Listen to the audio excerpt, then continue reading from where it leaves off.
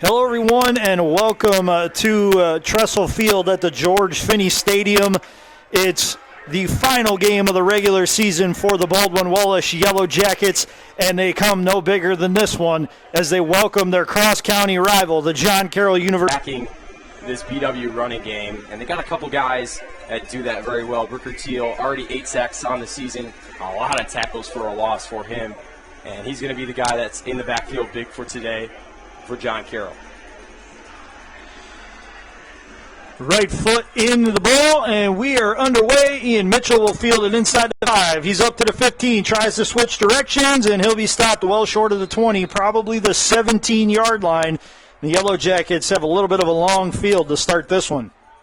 Yeah, but that really doesn't concern you because this team is 6th in time of possession in the NCAA Division III. And, you know, when you hold the ball for so long with this running game, you don't mind starting out at the 17-yard line, get you a little bit longer to go, waste a little bit more time off the clock, make this John Carroll defense even more tired, get a couple guys with the hands on their knees. Yeah, that's the Jackets' MO, too, is make the opposing defense work, and they've done it to a T to this point this year, and they're going to have an opportunity to get started really quickly here today. Keegan Armitage in at quarterback. Fakes a handoff to John Murray Jr. He's going to swing it out to Bortz on the left side, and that's going to be a modest gain of about 2 yards. Not much doing on that play. Yeah, but you get Keegan in rhythm. You know, he's been in and out of the lineup these past couple of weeks. You know, they've had Reese Waymer come in there. He's been more of a runner. But Keegan, you know, he can still pass the ball. He's still a great deep threat at quarterback for the Yellow Jackets. Yeah, he's shown, and that moves the chains. John Carroll at 1st and 10 at their own 48. Well, John Carroll's starting running back, Demarius Goodwin, is out for this game, so that means that Evan McVeigh is thrust into a sort of starting role. Him and Matthew Booser are going to be the 2 running backs that you see carrying the ball for John Carroll today. McVeigh, more of a third down guy, a lot of catches out of the backfield, 21 catches for him, but he has 72 carries for 422 yards on the season, along with 2 touchdowns. Stoppage in play, and have the officials just respot the ball and restart the play clock.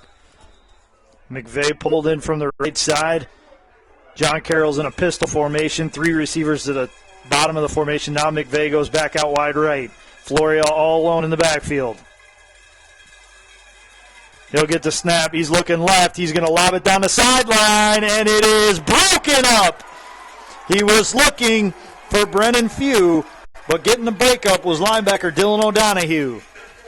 Yeah, great play by O'Donohue to break that up, but Floria, I feel like he laid that one a bit short. I feel like maybe he had Brennan Few in the battle for the Cuyahoga Gold Bowl trophy, and potentially, if you're the Yellow Jackets, a postseason berth. Keegan Armitage in the pistol formation. Now he moves John Murray Jr. to his left. Hands off inside to John Murray Jr. Across the 15, out near the 20. Looks like they're going to mark him at the 18. So a gain of 4 on 1st down. Yeah, getting John Murray established is a big-time key for the Yellow Jacket offense. Nice push by the offensive line. We'll take a look at those starters up front here after this next play. Armitage in the shotgun formation, 2 receivers on either side. He hands off to Murray again. John Murray Jr. pushes the ball across the 20 to the 21, and he is wrapped up by several blue streaks and stopped there. Yeah, this weather, you don't really want to tackle John Murray Jr. when it's around 37, 38 degrees. You really don't want to tackle John Murray Jr. anywhere, but I do any temperature. But I do agree with you that on a cold day, this tests the mental side of the defense. So a little bit of ground to make up, literally and figuratively, right now for the Yellow Jackets. Armitage with Griffiths in the backfield. We'll love to see them get Keegan involved here. Just feel like he needs to be a part of today's win. Andrews an outstanding blocker, but he is a very talented pass catcher as well. Armitage clears the backfield, now snaps it to himself, and he is going to fumble the football. John Carroll recovers it. There is a flag down on the field. If it's holding against the Yellow Jackets, it'll be declined.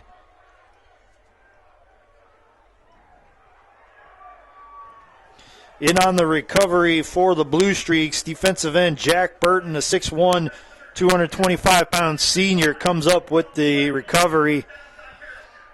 And that's about as disastrous of an end to a series as you could have hoped for BW. You go backwards 10 yards after a hold, and then Armitage gets stripped of the football on a quarterback draw.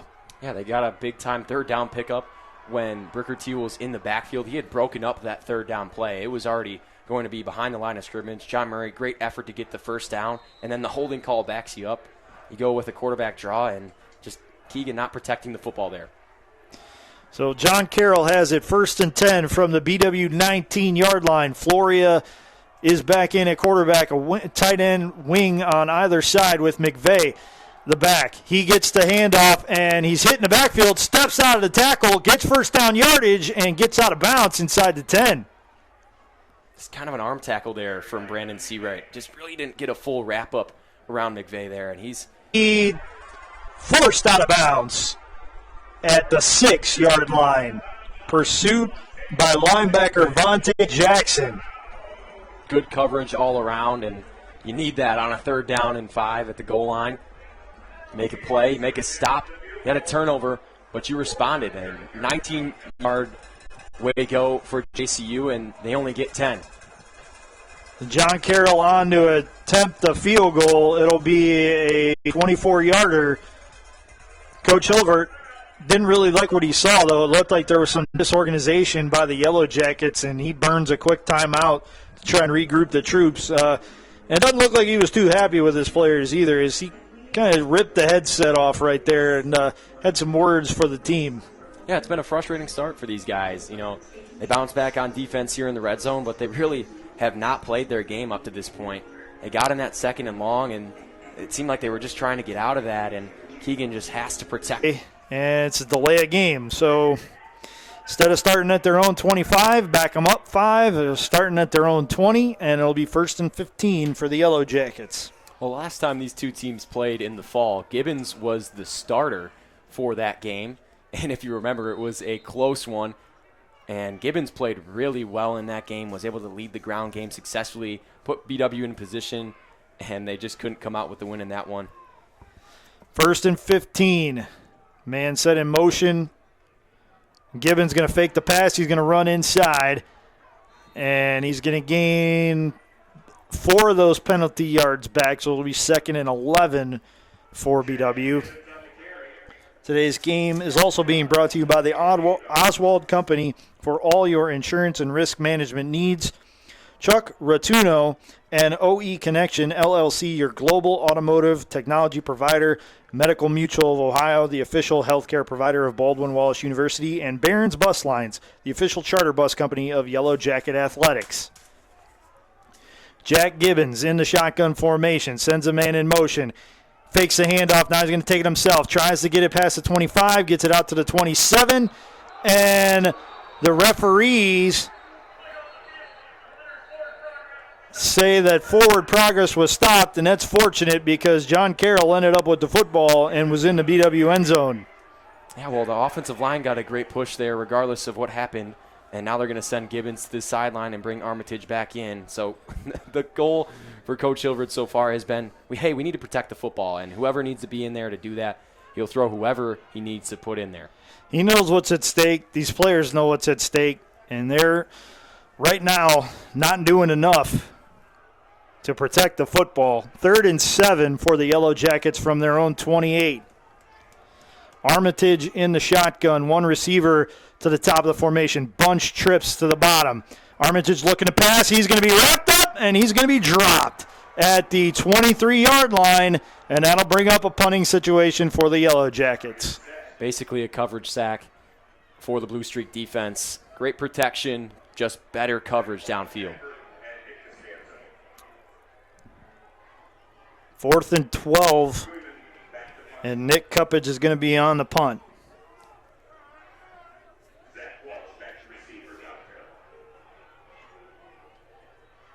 Dylan Koeman on to punt. He's going to take the snap, put the right foot into it, and it is going to be fielded at the John Carroll 49-yard line. Fair catch called for. So Blue Streaks again with a shorter field, try and put more points on the board and build up this lead. The Yellow Jackets, boy, if there was ever a good time to force a turnover, now would be it. But they really haven't given up too many total yards. Right now they've only given up 22 yards to John Carroll, and one of those was 9 of those yards came on the first down play of their first drive.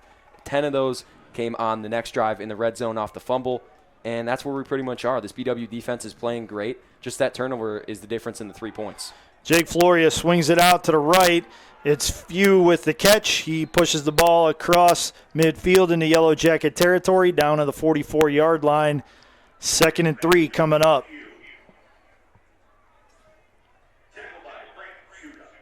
Floria kind of feeling his way out through this game, getting settled in, starting to find his receivers. 3 catches so far made by those receivers. He's had a really good year. Came into the game 181 of 282, 64.2 completion percentage for over 2,200 yards and 16 touchdowns against 7 interceptions. Floria takes the snap, looking left. He swings it to Few again, and he is wrapped up and dropped in the backfield. Coming up with the stop, Anthony Kendall, the defensive back. It looks like Ian Mitchell got tangled up with Devin Limerick again on that far side. Those 2 young men are very passionate, and they do not like competing against each other today. Yeah, they've been at each other all game, whether it's Ian Mitchell or Robbie Williamson. Whoever is guarding Limerick, he's obviously talking to him. He had a couple of big plays in the spring game when these 2 teams played. He's a converted running back, a big-time player for John Carroll. He has 28 catches for 245 yards and 2 touchdowns on the year. Almost 10 yards of reception. That's a guy you want to keep an eye on. John Carroll is going to use their first timeout of this first half. Try and settle things down after the negative play. It's 3rd and 5. 1:14 to go here in the first quarter from BW. John Carroll leads the Yellow Jackets 3-0.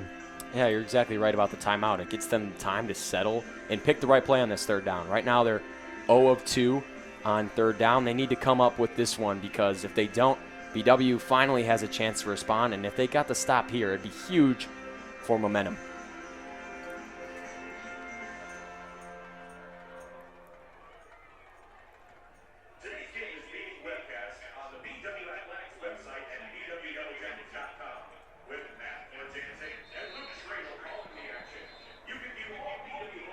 After the brief respite, it's 3rd and 5 from the BW 46-yard line. John Carroll looking to convert their first 3rd down of the game. Jake Floria at quarterback.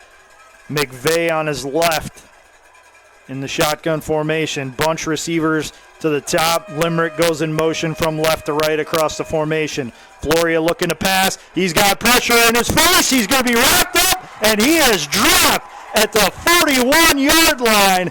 BW coming up big with their first sack of the game. And it was a combination of that entire defensive line. Great coverage downfield, nowhere to go with the ball, and defense comes up and makes a big-time stop on 3rd down. That was very well timed for the Yellow Jackets. Now it's time for the special teams to come up with a big play. Drop snap, partially blocked punt. That ball is going to bounce at the John Carroll 49, roll across the 50, but not much further. That's at the BW 47-yard line. And you start to feel those good plays stacking up. Now it's time for the offense to get rolling. Yeah, you said it well. I mean, these good plays have stacked up big time. But right now you only have 23 total yards of offense. You have to come out there and execute to keep this thing rolling. After 2 straight positive plays, 1 on defense and 1 on special teams, have a Yellow Jacket in a bit of distress here on the near sideline, and unfortunately that's Sekou Amani, who's getting attended to by the trainers. 1st and 10 for the Yellow Jackets from their own 47-yard line. 35 seconds ago in the first quarter. Fake the handoff inside to John Murray Jr. It's Keegan Armitage pushing the ball into John Carroll territory down to the 46. Solid gain on 1st down. Sets up 2nd and manageable here for the Yellow Jackets. It's 4 yards for a new set of downs. That's about the most positive play we've seen so far on offense on first down. That really establishes what this team does well, and a couple positive plays in a row, keep it rolling. 3 receivers at the bottom of the formation. Handoff goes inside. It's John Murray Jr. lower in the shoulder and should have enough for a first down yardage. If he doesn't, he is extremely close. Well, that'll bring us to the end of the first quarter here, where the Yellow Jackets trail the John Carroll Blue Streaks 3-0, but after a slow start, they had a big sack on third down. They come up with a partially blocked punt on an ensuing play, and now they're in John Carroll territory. So momentum is starting to build if the Yellow Jackets can keep things going in a positive way. Let's see once we start quarter number 2. Yeah, the defense has been really, really dominant so far in that first quarter. But taking a look around Division III football, Cortland taking on Ithaca College, one of the big games that BW's kind of watching. They want Cortland, who is the division winner, to win in that game. In the third quarter, 14-6, Cortland leads that one. So they have a little bit of help. We'll take any help we can get at this point, right? Exactly. 3rd and 1 from the John Carroll 44-yard line. John Murray Jr., the lone back in the backfield, flanking Keegan Armitage on the left side. Tight ends in motion. Now Cregan's going to act as a fullback. Fake handoff inside. It's thrown out to Bortz. He catches it. First down yardage down to the John Carroll 32. So good job of using that formation to kind of catch the Blue Streak snap and get Bortz in one-on-one coverage. Yeah, that was Jake Novak who made the catch, and that was a apologies to Jake. Sorry. Really nice ball by Keegan Armitage. He hits him right in the numbers, and great timing on the comeback route. Great throw. Looks like those two have worked on that route a couple times. And it pays off for the Yellow Jackets as they get first down yardage. 2 tight end formation, 2 receivers out to the top, and Murray in the backfield. Fake the handoff. Armitage is going to throw it down the right sideline. It's Stokes. He's in for the touchdown. Yellow Jackets back in front of the Blue Streaks as Armitage finds Stokes behind coverage inside the 10, and he caught it at the 5 and took it in for the 6. Early I talked about getting Darius Stokes involved. He had a big touchdown in the spring game that kind of helped boost them. They didn't get the win in that one, but he gets a huge touchdown again today, and they have the lead. Dean Saris on to attempt the extra point.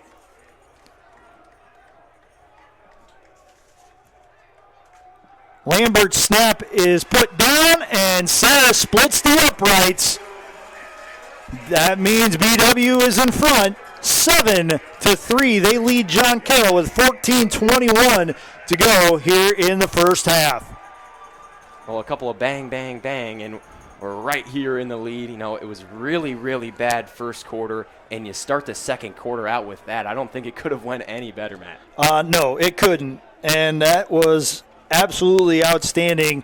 Armitage had a lot of pressure coming, and as soon as he reared back to throw, John Carroll was trying to go for the strip sack, but he had enough strength in his hand to muscle that ball down the field to Stokes, and for some reason, Stokes was wide open, and he was able to take it into the end zone. Yeah, found the hole in the zone. That's just a great job of reading the defense, knowing what they're going to present you by Keegan Armitage, and under pressure, throwing that out in a pocket that was collapsing on you. That's a big-time play.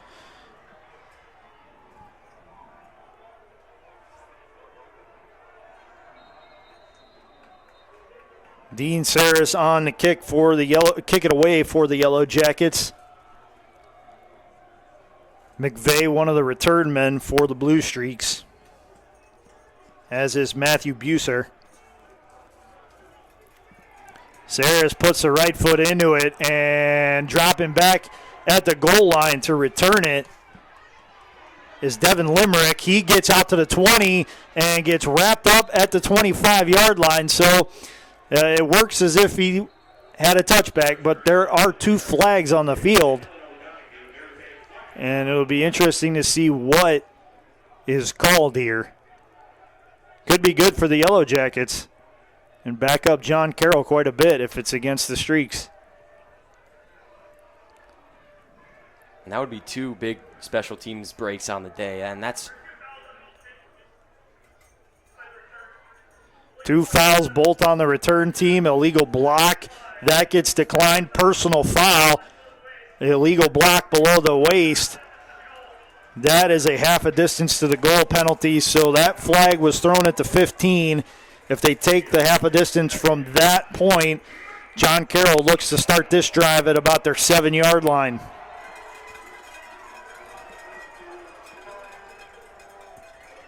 And for a defense that's already been playing well, for something on special teams to go your way like that after a big momentum swinging touchdown, John Carroll on their heels here.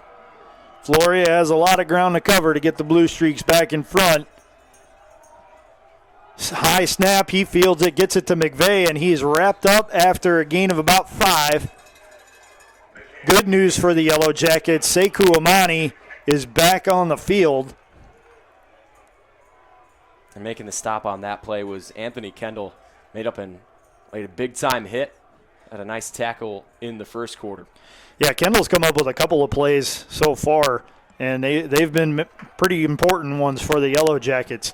2nd and 4 for the Blue Streaks from their own 13-yard line. Floria in the backfield as the quarterback with McVeigh on his left side. McVeigh running a route, and he's going to be the intended target, but that pass was altered by the heat that was getting brought by Sekou Amani. Somebody left him unblocked, and he very nearly registered a sack. Yeah, he's going to get a quarterback hurry in the stat sheet for that, but that incomplete pass, really all him there. Yeah, no doubt about it. Floria left that one short and wide of the intended target, and that's what an effective pass rush can do for you if you're the Yellow Jackets.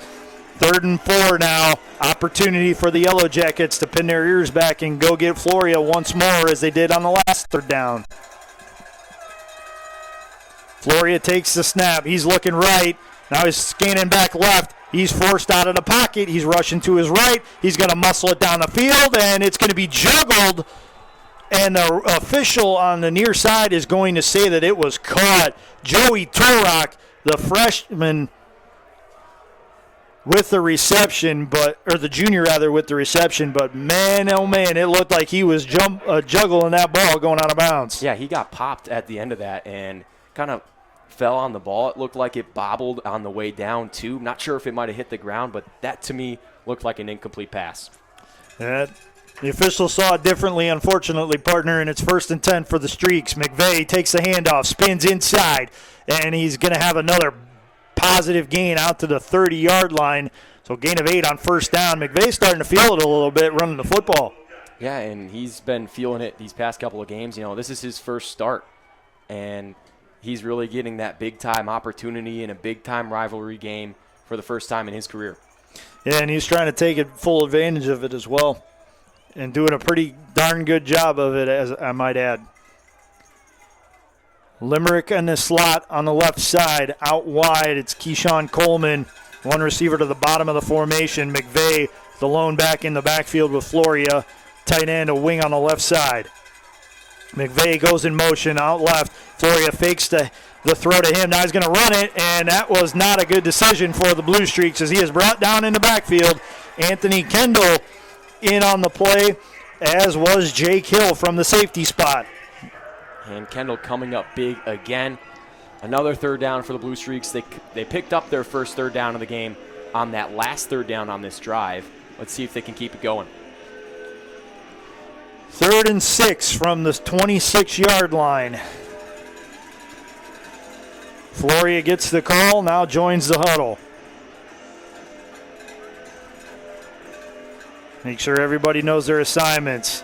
Torok in the slot on the left side, or on the right side rather. Few out wide right. McVeigh the lone back in the backfield. Floria looking to pass on 3rd down. Now he's rushed out of the pocket, and he's going to be stripped of the football. And the Yellow Jackets recover. It is BW football coming up with the ball. Mason Levisor, the junior linebacker. And there's the turnover you were calling for. That time Floria steps up in the pocket, had nobody go to, and really just didn't protect the football there. Didn't get 2 hands on it. And BW defense was trailing him, came up behind him, snapped it out, and boom, it was on the floor, and Levasseur smart enough to pick that one up. First down, Yellow Jackets. So first down, BW from the John Carroll 27-yard line. 11-11 left here in the second quarter. Keegan Armitage back in at quarterback for the Yellow Jackets. He has 3 receivers in the formation. Handoff goes inside to John Murray Jr. He's across the 25, down close to the 22-yard line. So another good gain right there, about 5 yards on first down for John Murray Jr. Yeah, about 5 guys took him down there, and he's going to be a tough load as we get later into this game. Maybe not in the first quarter. In the second quarter will we see him as successful, but as they get even more tired, they come up and making a tackle on a guy like that late in the game. Not as fun. Easy. 3 receivers to the right of the formation. Stokes alone on the left side. DJ Griffiths in at tailback. He's going to get the handoff. Tries to stiff arm a defender. Gets back to the line of scrimmage, and that's about it. Well, I tell you, it was a powerful stiff arm. Jack Burton went to the floor. Yeah. Yes, he did. But unfortunately, there were 2 other Blue Streaks that had something to say about it, and DJ couldn't take them all on at once.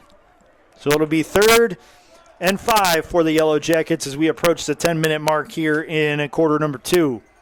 2 of 4 so far on the money down for BW. Arnett and Bortz out to the right side of the formation. Stokes out wide on the left side. Keegan in the slot on the left side. Griffiths to back. Armitage is going to take the quarterback draw. He's across the 20, close to the 15, mark it to 16, but regardless, that's a first down for the Yellow Jackets.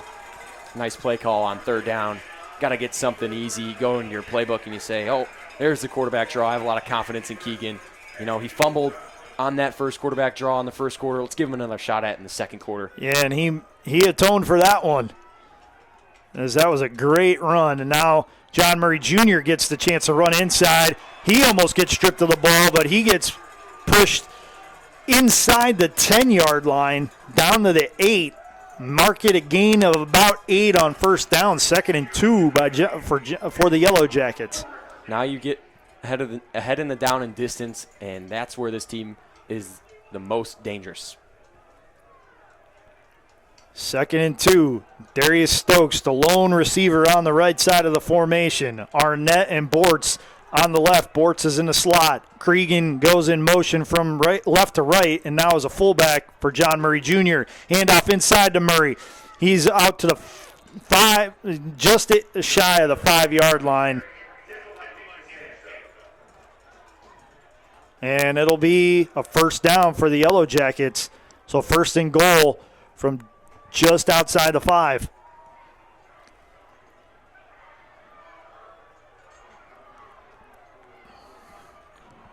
Four receiver set for the Yellow Jackets. John Murray Jr., the lone back on Keegan Armitage's left side. Armitage gets the snap. Quarterback draw again. Gets inside the 5 and he's in to the end zone for the touchdown.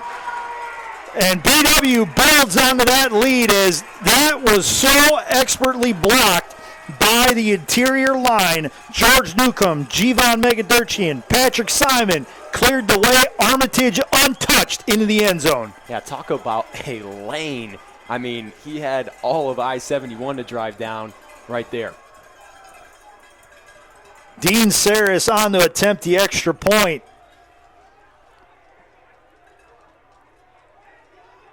Lambert snaps to Waymer, and it looks like that's going to be a free play because John Carroll was well offsides.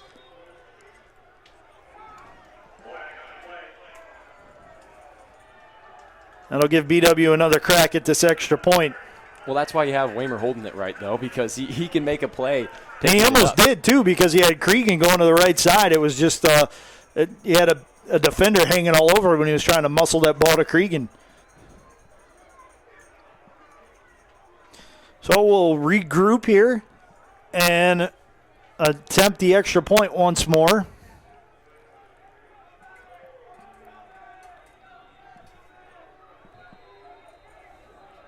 Lambert to snap, Waymer to hold. Saris to kick. He gets lined up, Takes a couple steps to the side. Gives the nod. Waymer calls for the snap. Gets it down clean, puts it up, and Sarah splits the uprights. BW expands their lead. They now hold a 14-3 advantage over John Carroll with 8:20 to go here in the first half. Well, similar to the Marietta game, we saw a slow start in the first quarter, and then we saw a second quarter that was dominated by the Yellow Jackets, and they do it again today. Yes, they do. They're off to a great start here in the second quarter. Now it's up to the defense to try and keep the good times rolling. While we have this opportunity, I want to remind you that today's Yellow Jacket football game is being brought to you by BSN Sports and Nike, the official apparel and uniform provider for Yellow Jacket Athletics. Cleveland Clinic Sports Medicine, proud medical provider for BW Athletics and its student athletes. And Dan Andrews and Olympic Forest Products, a global recycling company. Thank you again for your support of Yellow Jacket Athletics. Dean Sayre is on to kick it away for the Yellow Jackets.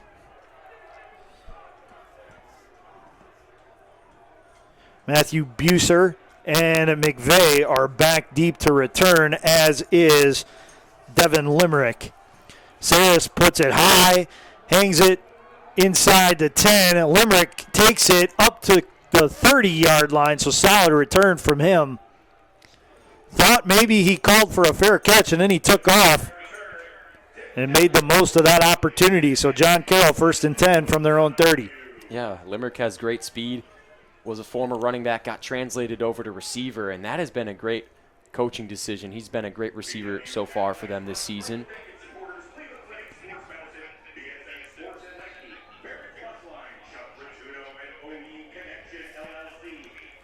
Limerick has a lot of speed when he gets the ball in space. It's ideal for a return man, especially at this level. Floria back in at quarterback. He has McVeigh on his right side. Fake the handoff to McVeigh. He's looking to pass. He swings it out to the right side. It's complete. First down yardage as catching the ball was tight end Kenny Cross. The 6'4", 193-pound senior moves the ball close to the 45-yard line. And another big-time hit on the sideline by Kendall. I mean, he's played fired up today. He has come to play from that safety spot. He's doing all he can to help keep this Yellow Jacket team in the discussion for a postseason berth. 1st and 10 from the John Carroll 43. Handoff goes inside to McVeigh. He's got a lot of running room, and he's going to have first down yardage as he pushes the ball to the BW 47. He didn't get touched for about the first 9 yards of that run. Yeah, and he's played really, really, really impressively so far today, already averaging 5.5 yards per carry. He'll add more onto that after it goes into the live stats, but BW's got to come up and stop the run better on first down and second down.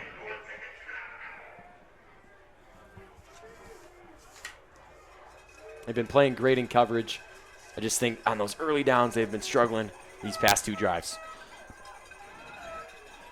Floria hands off to McVeigh again, and Pankow with the pursuit. He limits that to a 3-yard gain.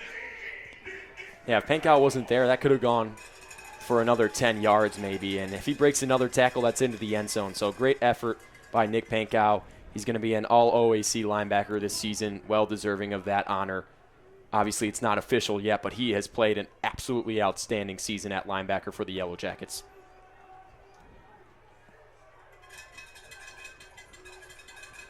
Second and 7 for the Blue Streaks. 6.5 minutes to go here in the second quarter. Floria sets up the screen. He hits McVeigh. McVeigh's across the 40, and he has first down yardage, but Ian Mitchell coming up to make sure that he doesn't get much more than that and stops him at the 36.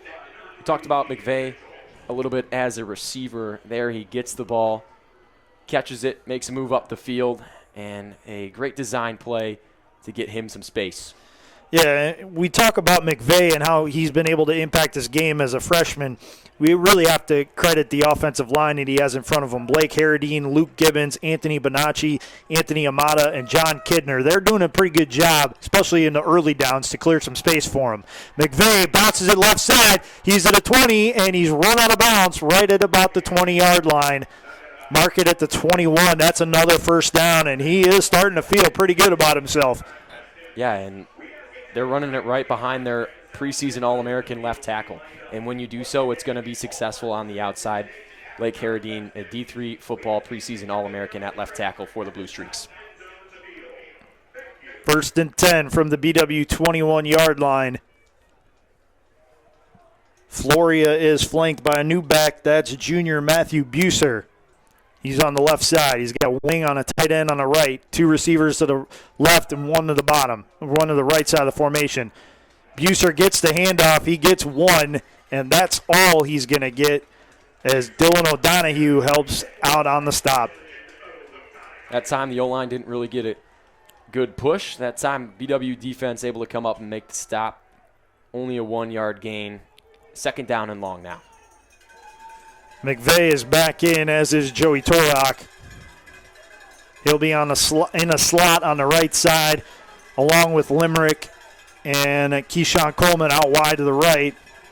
Tight end, or receiver Brennan Few out wide left. Now Torok goes in motion from right to left. Flory is going to look for him, and he hits him for a gain of about 8 yards. Good route right there. Torok just found a soft spot on the BW defense and was able to exploit it for good yardage. Yeah, Jake Hill was coming up, made that stop in the flat, but he couldn't get there fast enough to bat that ball down.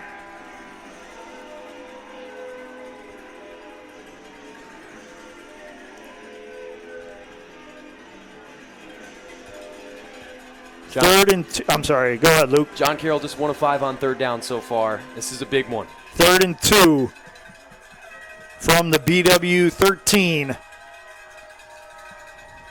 Floria takes a snap. He's looking right to pass. He's flushed out of the pocket, and he's going to throw it away into the Yellow Jacket sideline. Coming up with the pursuit, Mason Levasseur from linebacker and defensive end, Sekou Amani. And now you have a decision to make here. Obviously, it's 4th and short. You have a lot of confidence in your offense. They've been able to put up 28 points per game this season. But do you take the points here in a rivalry game? It'd make it an 8-point game if they were successful in kicking the field goal. But with that crosswind blowing pretty solidly from right to left across the turf here at Tressel Field, John Carroll's electing to go for it. Mason Sullivan in the backfield with Floria. Sullivan gets a handoff, and he's going to be stopped short. BW gets the stop on 4th down, and they keep the Blue Streaks from cutting into the lead. And I was talking about how they're running behind that left tackle. They tried to do that again there, but that time Dylan Timmons set the edge, and the rest of the Yellow Jackets come up and make a huge stop on 4th down.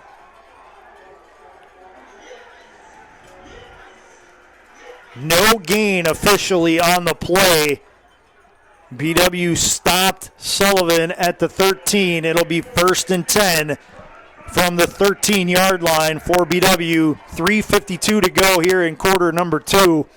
And if they get a couple of first downs, it's not inconceivable that BW could wear down most, if not all, the rest of the clock. Yeah, and for me, John Carroll takes that field goal because they get points and they get the ball back at halftime if they make a stop with their defense here. But they don't.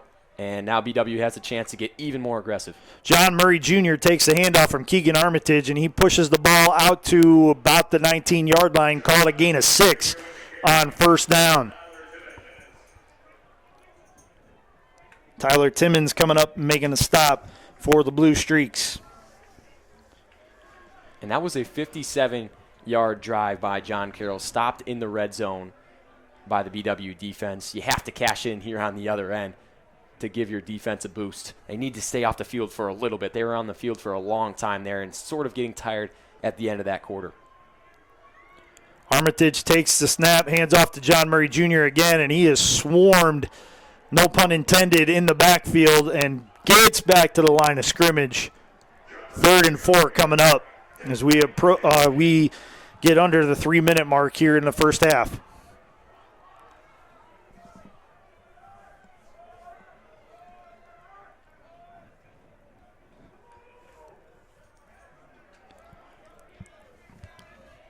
Darius Stokes, the receiver, out to the wide right of the formation. Cregan in the slot on the right side. Perry's and Arnett, the receivers on the left. One back in the backfield. Armitage gets a quarterback draw again, and he has first down yardage and more, but there's a yellow flag that came out as Armitage was getting tackled, and it came out right at the 20-yard line, which you would think would be in the area of a hold, and that is what it is against the Yellow Jackets. So 3rd and 4 becomes a little bit longer with that 10-yard penalty. Yeah, and now you are trusting in Armitage to get it done. So far, he's 3 of 4, 46 yards and a touchdown. I'd trust him so far if it wasn't for that beginning first drive fumble. Or second drive fumble, excuse me. 3rd and 13 now for the Yellow Jackets, who lead their cross-county rivals 14-3 with 2:26 to go in there in the first half. Armitage, 3 receivers in the formation, fakes a handoff, drops back to pass. He's going to muscle it down the sideline for Stokes, and Stokes comes up with an amazing catch at the 45-yard line. And now the John Carroll Blue Streaks might have just bought themselves a 15-yard unsportsmanlike penalty, or at least a sideline warning, because there was a coach right in the ear of the field judge. Yeah, and he spiked that ball after he made the catch. Incredible catch. And you add on even more to it. John Carroll gets called for a sideline warning. So nope, that's their first warning. No yardage on that. But what a play by Darius Stokes. There was a defender hanging all over him, and he was able to make that catch. Amazing play. And the offensive line gave Keegan all day to throw that one downfield. Great work by them. 1st and 10 from the BW 46. John Murray Jr. gets the handoff, gets to the line of scrimmage, gets about 2 yards on the carry, and not much more as he is bottled up by the interior of that Blue Streak defense. But going back to that catch, Darius Stokes, wow, that's trusting your receiver to make a play, and that's a receiver stepping up and saying, thank you, I'll reward that trust with a big catch. Yeah, already 2 catches for 68 yards and a touchdown. Darius Stokes is having one heck of a day. 2nd and 8 as we approach the 90-second mark left in quarter number 2. 2 receivers on either side of the formation. Armitage swings it out to Keegan, the tight end. That's first down yardage across midfield, and that gets the BW offense to the John Carroll 40. That's Keegan with his first catch of the day. The tight end on this offense, so important as a lead blocker. But I've talked about it time and time again. His ability to catch the ball and run in space is just as good. Came into the game with 18 catches for 118 yards and 2 touchdowns on the season. Armitage forced out of the pocket, and he is going to complete the ball to Darius Stokes, but I think Stokes stepped out of bounds trying to get open, and he was the first one to touch the football. There was also a flag down there, maybe pass interference on John Carroll too. Could be. We'll see what the officials say. I saw the hat fly off. Yep.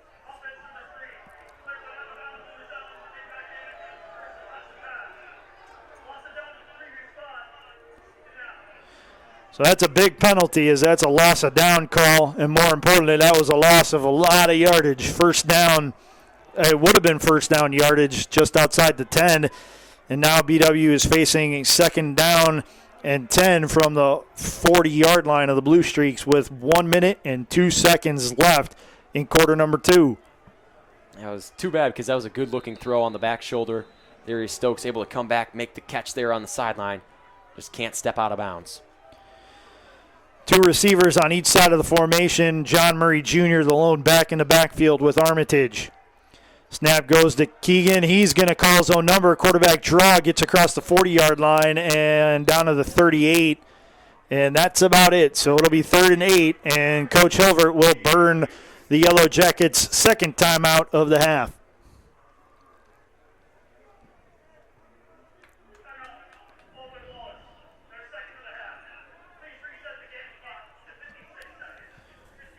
When we do resume play, BW will have 56 seconds left. So they've almost burnt off 3 minutes on this drive. And we're in four down territory here. Yeah, it's get it on 3rd. Way too long for Dean Saris to try and kick a field goal. And it's a little bit too close to try and punt because a touchback would essentially cost the Blue Streaks only about 13 yards. So look for them to maybe get John Murray involved on this play, maybe a screen, try to pick up some yardage, make it a closer fourth down play.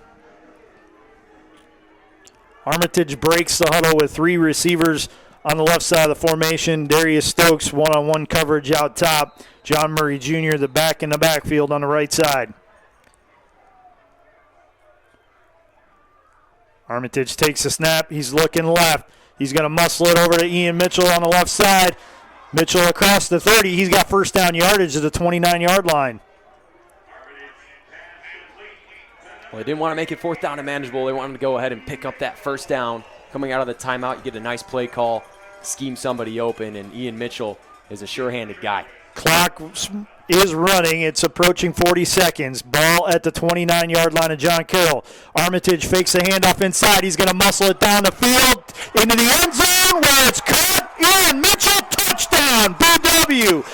Mitchell ran out to catch that ball and able to hold on through the conclusion of the play. That's 6 more points for the Yellow Jackets.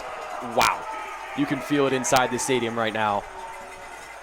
These guys at the receiving positions are giving everything that they can today to help out Keegan Armitage and try to get into the postseason.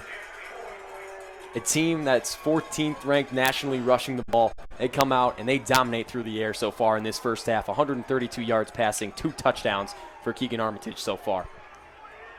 Waymer gets the snap down. Saris' attempt is up, and it splits the uprights. BW now leads their cross-county rival, the John Carroll Blue Streaks, 21-3 with 32 seconds to go here in the first half. Well, if you were looking for style points to get into the playoffs, that catch certainly had a couple of them. Yes, it did. First of all, what a throw by Keegan Armitage. Had a little bit of heat in the backfield, but he was able to muscle the ball down the field, and Ian Mitchell not going to let that opportunity go. Absolutely laid out, pulled the ball in, rolled over, and held on for the touchdown. And he made the catch on the play before that, too. So these guys really just giving it their all. You know, he comes up, makes a huge play on third down, and then he comes back on first down and says, hey, I'm going to go out and make an amazing grab for a touchdown. Yeah, and that was an amazing grab. Trust me, you won't see much better than that. Armitage put it where only Mitchell was going to get it, and he said, thank you very much. I appreciate the thought, and I'm going to make sure you get a touchdown. Today's Yellow Jacket football game is being brought to you by the Oswald Company for all your insurance and risk management needs. Chuck Ratuno and OE Connection LLC, your global automotive technology provider. Medical Mutual of Ohio, the official healthcare provider of Baldwin Wallace University. And Barron's Bus Lines, the official charter bus company of Yellow Jacket Athletics. Squib kick is fielded by the Blue Streaks. Coming up to return is Matthew Buser. And John Carroll will have it at their own 31-yard line with 28 seconds to go in the half. Yeah, and they have 2 timeouts, so they have a chance to go down and maybe get some points at the end of this half. They've had a frustrating second quarter.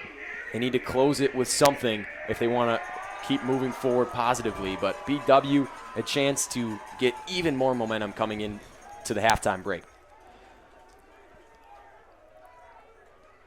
Floria has 3 receivers to the left side of the formation. Brennan Few, the lone on the right side. The handoff goes to McVeigh, and he gets to the 38-yard line. So gain of about 7 on first down. And that might be the last play of the half as we're under 10 seconds, and John Carroll, A, has not called a timeout, and B, is in no hurry to get back to the huddle. Yeah, I think they're confident taking this thing to the locker room after how that second quarter went. Well, that second quarter did not go well at all for the John Carroll Blue Streaks, but if you're a Baldwin Wallace Yellow Jacket fan, alumni, former player, that was the kind of effort you were looking for today, as they come out and get 21 points in that second quarter, and they take a 21-3 lead over John Carroll into halftime. We're going to turn the mic over to the heartbeat of the Yellow Jacket music program. That would be the Marching Yellow Jacket Band. Enjoy halftime, everybody. We'll be back soon with the call of the second half from Tressel Field at the George Finnie Stadium.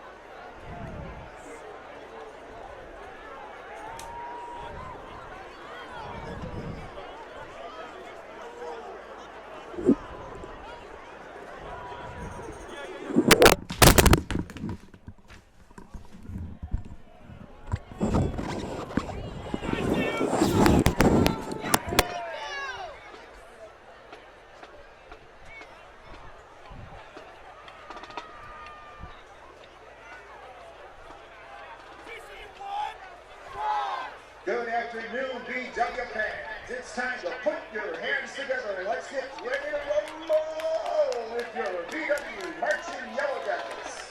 Under the direction of Dr. Andy Mockenberg, percussion advisor, Daryl Micah, Brandon Hine, trumpet coach Dave McKinney, and color guard advisor, Kelsey Amidon.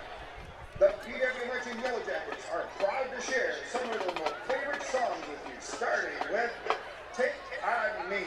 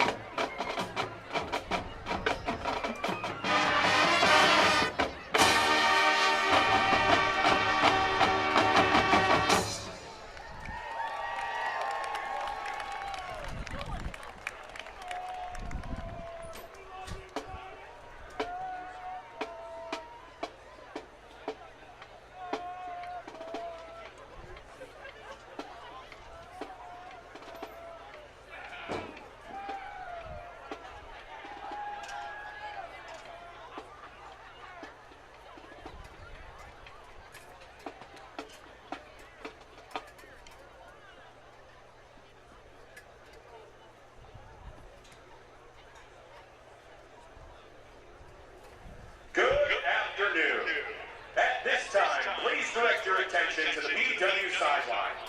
Today, Baldwin Wallace University would like to take the opportunity to recognize and honor our 5 senior cheerleaders, as well as our marching band members that are seniors.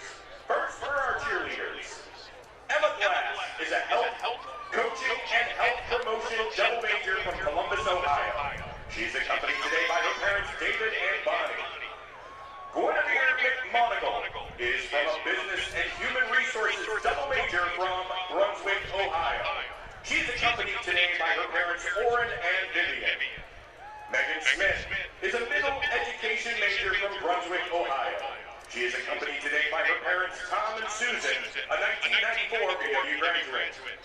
Kylie Bullock is a mild and moderate education needs major from Vermillion, Ohio. She is accompanied today by her parents David and Candy.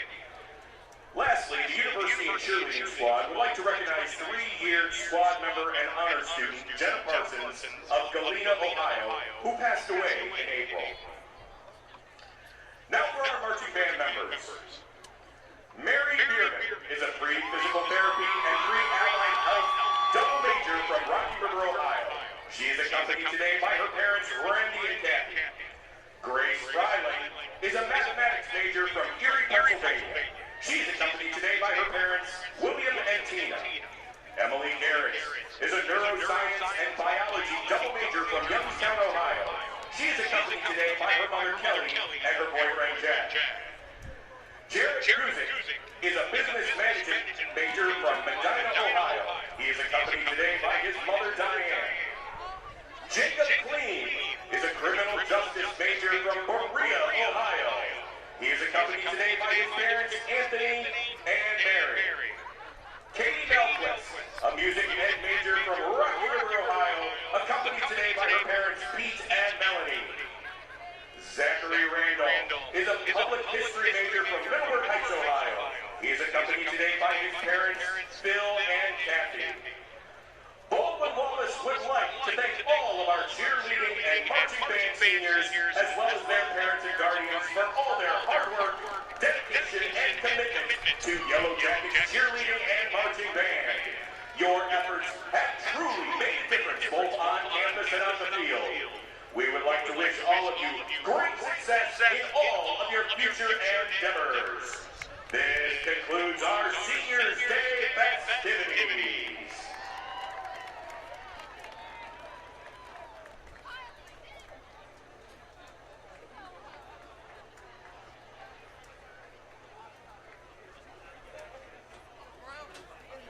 Ladies and gentlemen, in honor of Veterans Day and military's finest, the BW Marching Yellow Jackets will perform the song, A Salute to America's Finest. Members of the U.S. military, as your branch's anthem is played and your military flag is raised by the BW Color Guard, we invite you to stand and be recognized. Let's show our appreciation for those who have served and given so much for our country, near and abroad.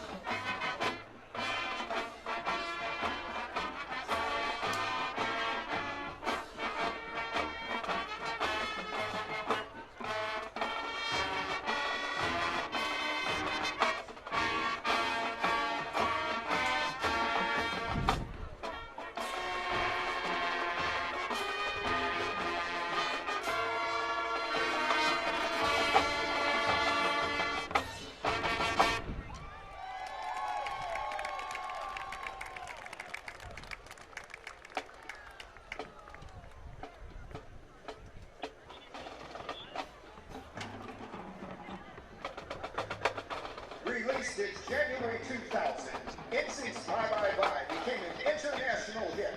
Let's clap, sing along with the BW Marching Yellow Jackets as they perform their rendition of Bye Bye Bye.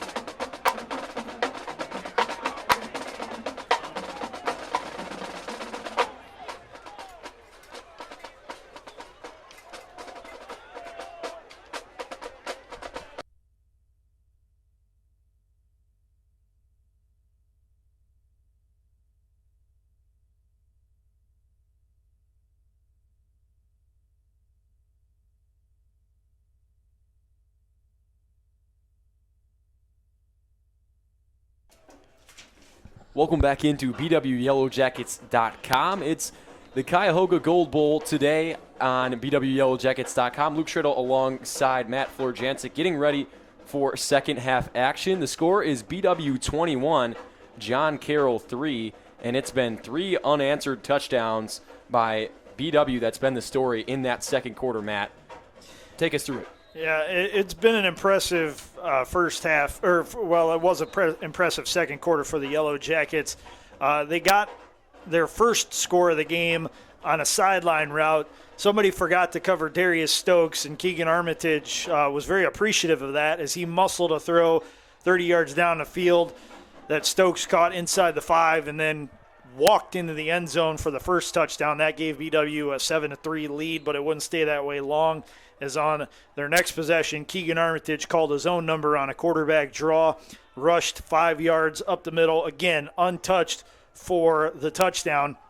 And then on BW's final drive of the first half, again, Keegan Armitage having himself that kind of game, and he found Ian Mitchell, despite a pocket collapsing around him, had enough protection and time to muscle a throw down the field and find Ian Mitchell diving in the back of the end zone to haul in the catch and maintain possession through his fall to the ground for the third touchdown of the game for the Yellow Jackets, and that's where we stand, 21-3 in a favor of the Yellow Jackets as we get ready to start the second half. And we got a little bit of weather blowing in here at Tressel Field, as the first half was pretty clear.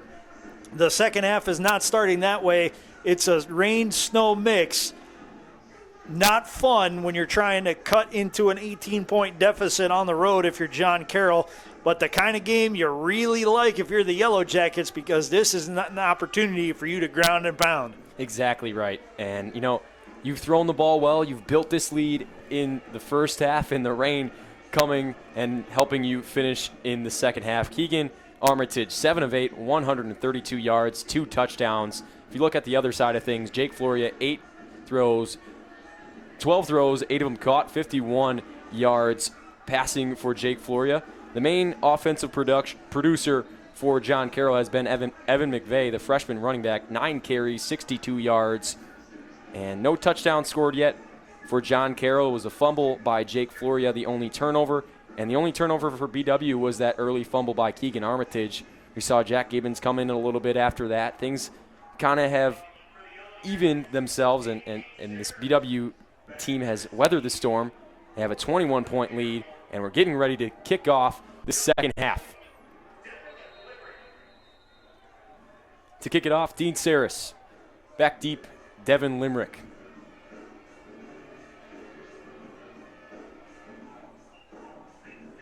Second half action is underway in Berea. Limerick going to have to come up and field this one, and it's going to bounce all the way into the end zone. Touchback. Yeah, Limerick wanted to come up and return. Saris popped the kick, forcing McVeigh to get out of the way.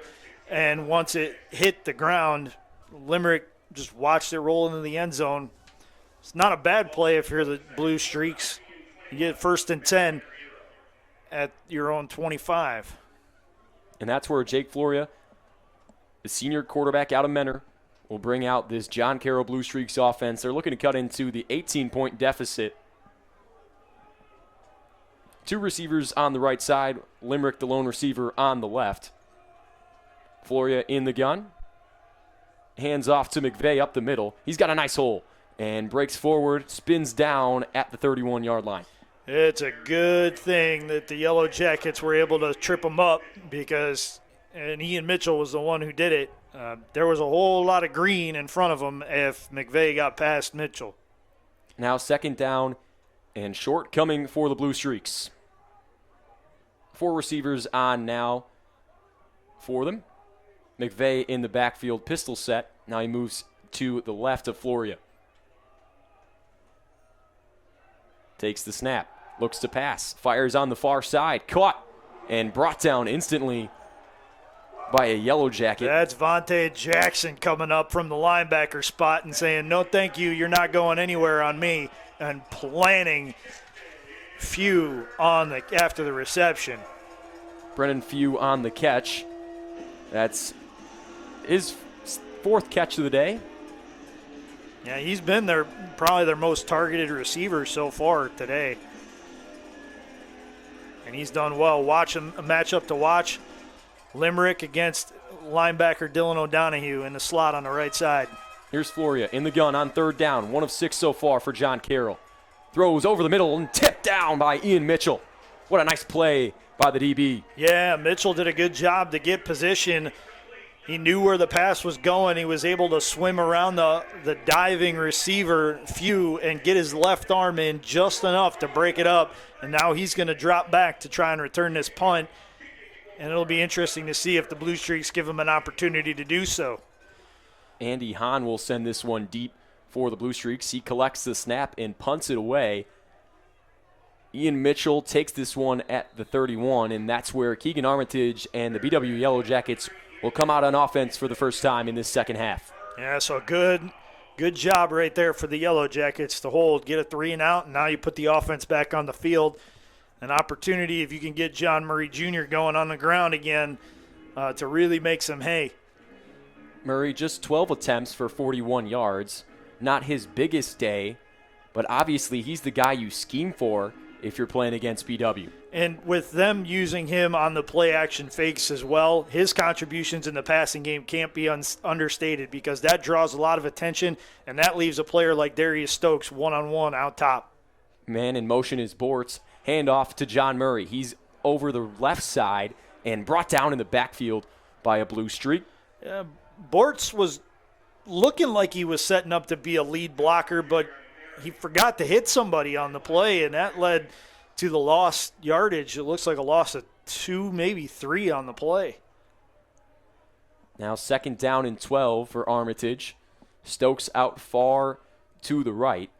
In the slot is Bortz. 2 receivers to the left. Here's Armitage, 2nd and long, takes the snap. Hands off to Murray Jr. up the middle again, and not much there again. Yeah, he gets back the lost yardage, but nothing more after that. It's 3rd and 10 now for the Yellow Jackets. It'd be nice if you could get some first down here, and then if you have to punt, you at least give your punter a little bit of room. Sorry, partner. Haven't really quite flipped the field yet. 3rd down and long coming. Armitage has been beautiful throwing the ball. 5 of 8 on 3rd down for the Yellow Jackets. Trips to the right. Running back in there is DJ Griffiths to the right of Armitage. He takes the snap, rolls out to the right, and takes it himself on the run, and there's nowhere to go. He's brought back down in the backfield by the Blue Streak defense. So nothing going there on the first drive of the second half for BW. Nothing going at all.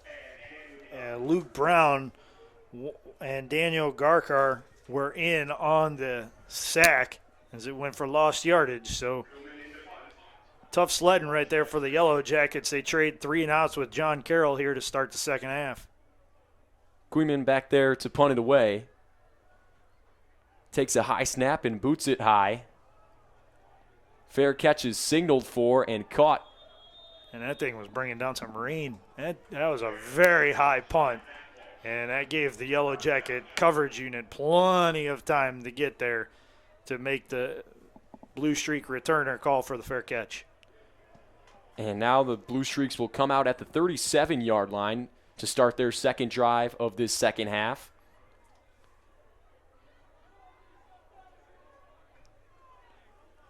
Floria sends McVeigh behind him. 2 receivers on the near side, tight end on the right side of the line. Lone to the far side is Limerick. Here's Floria.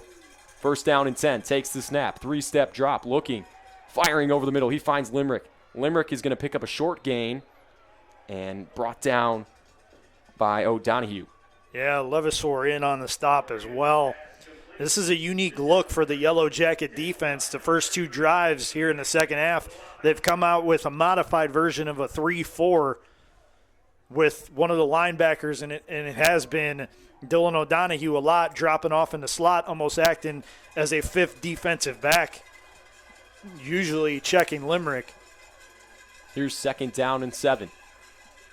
Floria Hands off McVeigh. McVeigh around the outside. Breaks a couple tackles and is going to pick up the first down with a little bit of an offensive line push.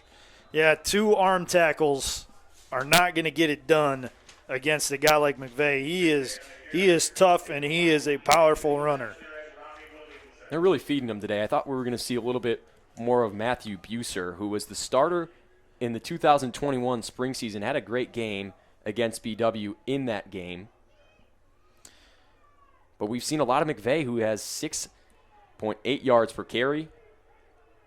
Very successful so far. Yeah, I mean, you can't argue with the success that he's having. He's had a great day carrying the football and catching the ball out of the backfield, too. Tight end in motion to the far side. Floria looking to pass. Pressure coming. Throws it short and just throws it away. Looking for Limerick. O'Donohue was there in coverage. And now second down and long. Yeah, and O'Donohue delivered a hit on Limerick after right as the ball was sailing past him. It was not a dirty hit at all. It was just almost a remember me play. Hey, next time you want to go over the middle, I'll see you real soon. Yeah, and he's been talking a lot throughout this game. Yeah, and I think he went back to his quarterback and said, hey, next time try not to hang me out to dry on that one, because that one kind of hurt. Second down and long now for Floria after the incomplete pass on first down. Long drop, screen pass to McVeigh. He makes the catch at the 48, brings it past midfield and brought down out of bounds. Yeah, making the initial stop, Jackson, but coming in to finish things off was Jake Hill. Wow, from the safety spot, he delivered quite the shot. And now that brings up third down.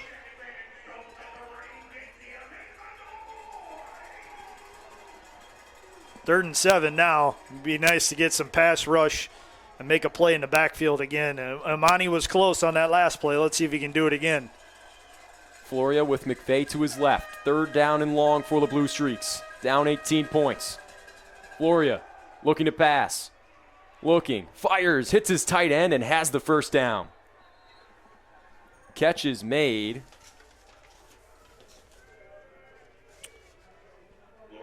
Gavin Marktick comes up with the reception. That's his first of the day. He's a big guy out there. Floria hands off to McVeigh on first down. That's why they use him as a lead blocker a lot. Didn't really have too much blocking going there as Pankow makes the stop. Second down coming for John Carroll. This drive taking quite a bit of time off the clock. If you're BW, though, you're not mad at that. You have an 18-point lead, and they're trying to run their way back into a game. That's going to be tough. Timeout on the field. Should be second down. The downs marker is marked at 1.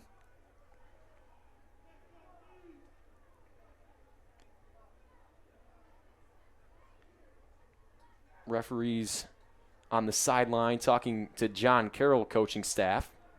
Yeah, I don't think the chains were set correctly before that first down play. And then they really weren't set up after the loss because they had to bail out with the play coming right at them, and then they kind of got jumbled up with where they were supposed to be. So second down and long for Floria. 4 receivers on. Hand off to McVeigh. McVeigh up the middle. Nothing really going there. BW defense comes up and makes the stop. That brings up third down. Yeah, Vontae Jackson in on the stop, as is Nick Pankow. Blue Streaks in 4-down territory here if they make it fourth down and manageable. They're at the 41-yard line of BW. 4 linebackers set again for the Yellow Jackets, just 3 down linemen.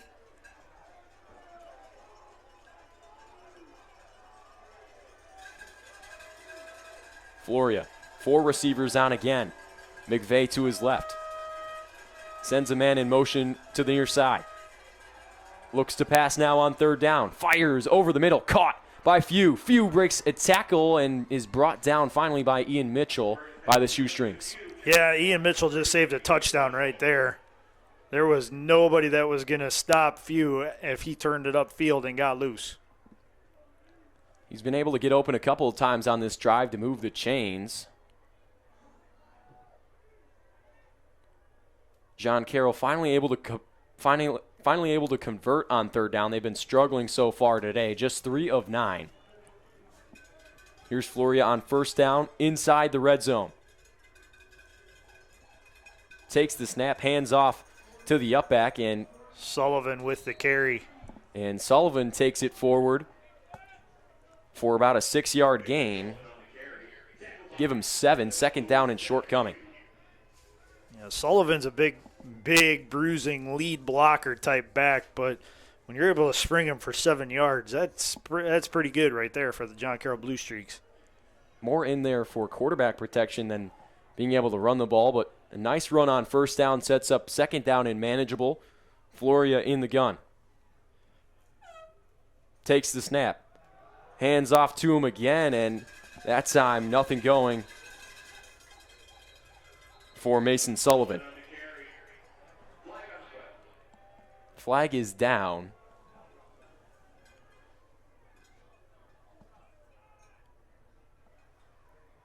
And it's going to be offsides on the defense. And they said first down.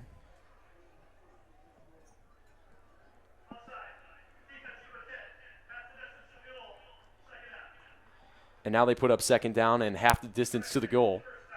Excuse me, there's the first down. Like he alluded to in the beginning of when he was telling us what happened on the field down there. First down inside the 5-yard line now for John Carroll. Looking to cut into this lead are the Blue Streaks on offense. Haven't gotten into the end zone yet today. 2 receivers out to the near side. Here's Floria. Takes the snap, rolls out to his left. Pressure is coming, and Sekou Amani is there. A sack for BW. Yeah, the initial pressure was Frank Sukup, and Floria got away from that, but there was no way he was getting away from Imani, who, despite having 2 offensive linemen hanging on the back of his jersey, he was able to bring down the quarterback. BW defense has come up big in some situations in this game. That was a big sack on first down inside the 5. Here's second down at the 9. 2 receivers out to the right, few to the left.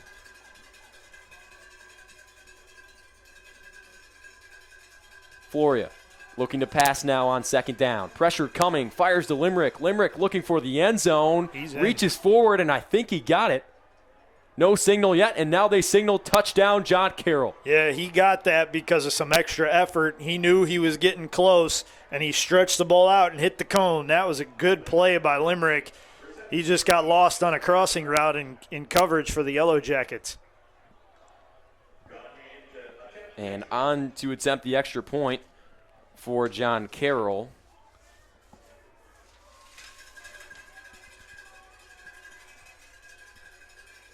Kick is up, and it is good. It is now an 11-point BW lead. And now BW with a chance to respond to that drive with a touchdown of their own if they can bring it all the way down the field here, Matt. Yeah, they need to have some kind of response after going 3 and out on their first drive of the second half. Now's an opportunity to really lift up the defense and try to get that one back. Some good news if you're a Yellow Jacket fan. Cortland finished off a 10-0 season with a 28-27 victory over Ithaca. Ithaca had an 8-1 record coming into today, and they fell to 8-2.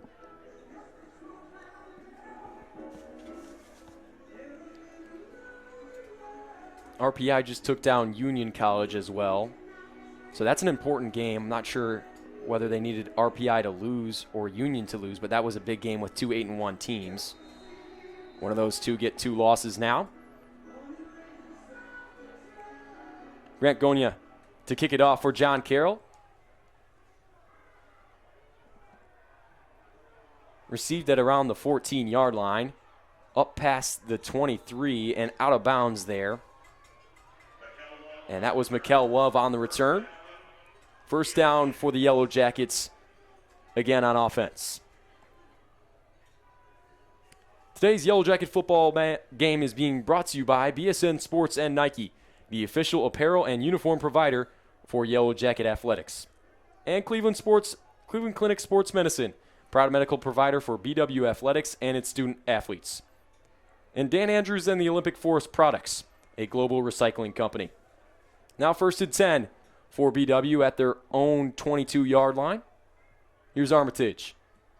Fakes the handoff to Murray, swings it out to Cregan, and Cregan not able to haul it in. Yeah, there was not much of an opportunity for Andrew to haul in that pass. It was thrown very low, and as he was turning around to catch it, it landed right at his feet. Why is the clock running? Whistle stops play for that. 5 minutes on the third quarter clock. We'll see if they put that back. I think we're going to get a reset here.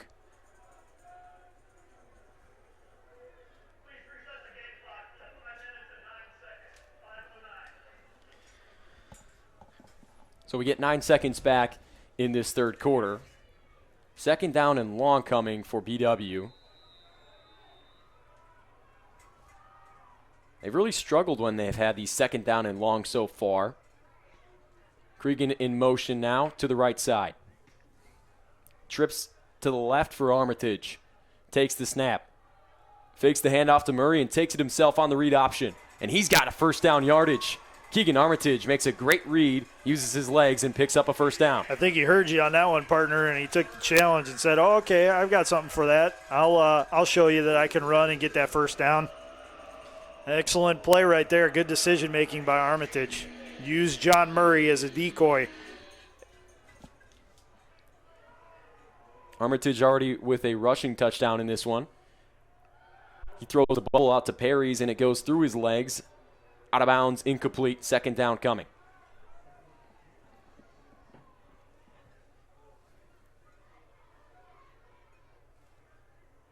Yeah, even if Perry's catches that ball, I think the Blue Streaks had it sniffed out well enough that they wouldn't have let it go for too many yards. Armitage bringing the play into the huddle. Comes out with trips to the right. Cregan tight on that left side. John Murray to the right behind Armitage. 2nd down and 10. Armitage hands off John Murray Jr. up the middle, plowing forward. A nice gain on 2nd down. Gets you four yards. Now 3rd down and manageable. Yeah, and that's what you wanted. You didn't want to be backed up 3rd and 10 or 3rd and 8. You know, you get a 3rd and 6 now, take some time off the clock, and you're able to try and regroup. And really anything at 3rd and 6 is probably on the table in your playbook. You could run it with the skill players you have, or you could trust the receivers to make some plays, and we'll see ultimately what the Yellow Jackets decide to do. Nick Stanzo is the Blue Streak down injured currently. Yeah, the senior defensive tackle was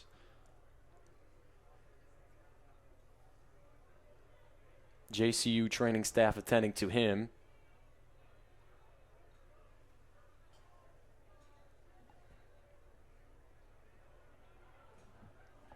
If you're just joining us, a 11-point BW lead, 4:22 remaining in this third quarter.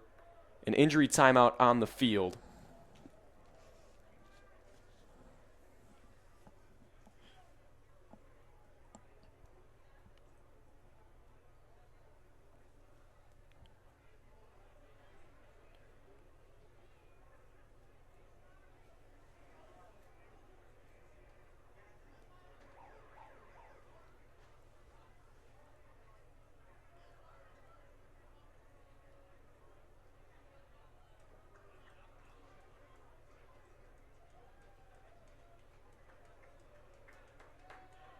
Costanzo able to walk off the field with some help from the training staff. They'll take a look at him.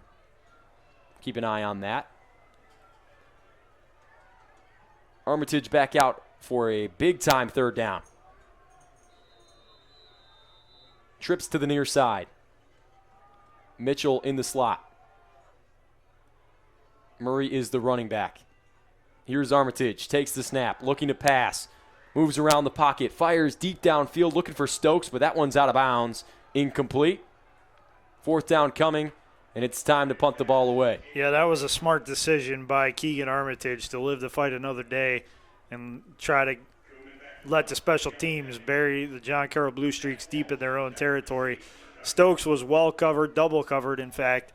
So a little bit of an adjustment there from the first half where the Blue Streaks left him open twice and he made 2 big plays. Blue Streaks defense has definitely made some adjustments after that 3-touchdown run by BW. Koyman on to punt it away. Gets it off, high punt. Fair catch signaled for at the 27. And that's where John Carroll will start. Zach Walsh makes the fair catch there.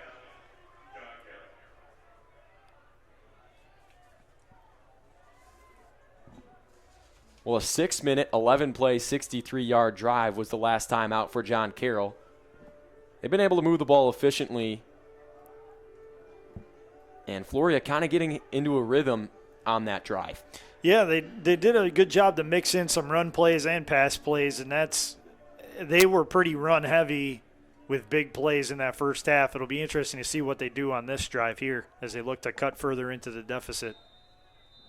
4 receivers on for Floria. First down and 10. Takes the snap. Play action. Looking deep downfield. And doesn't have his man, Nick Pankow, there in coverage. He was intended for Joe Torek. Didn't really have much room to make the catch there. Yeah, I was fortunate to see Joey Torok play his high school ball out at Kirtland, and he was an outstanding back, but now he shows that he can catch the ball a little bit too. Ran a great route, but Pankow was there and timed it perfectly on the PBU. Trips to the near side for Floria. Second down and long. He'll hand it off to McVeigh. Sekou Amani stops him in the backfield, and Levasseur is there to finish him off. Yeah, good play right there by everybody on the defense. They all swarmed to the football and were able to get him down for lost yardage. And I would bet that was probably one of the first times that he's been hit and dropped at or near the line of scrimmage today, because McVeigh has been an outstanding back and really kind of announced himself as potentially one of the next great Blue Streaks to play in the OAC. McVeigh, 11 carries, 75 yards, averaging about 5.5 yards per carry. 4 receivers set for John Carroll on third down and long. Torek in motion, now on the near side. Floria takes the snap, looking to pass. Still looking, moves around the pocket, fires on the outside, and it's too low. Fourth down coming up after the incomplete pass. Keyshawn Coleman can't make the catch, and Floria, not really a great ball there on third down. No, and I tell you what, that play was really blown up by the fact that Sekou Amani drew both the right tackle and the right guard blocking his way. That let another rusher come in and really disrupted what Floria wanted to do with the football. Andy Hahn punts it away, and it hits off a John Carroll defender. If I'm BW, I'm jumping on that ball just in case. That one looked like it went off a John Carroll defender, and that's where the side judge on that side has it. He wants to say down over there. If that missed Perry's by at all, it wasn't by much, as he was trying to get a block.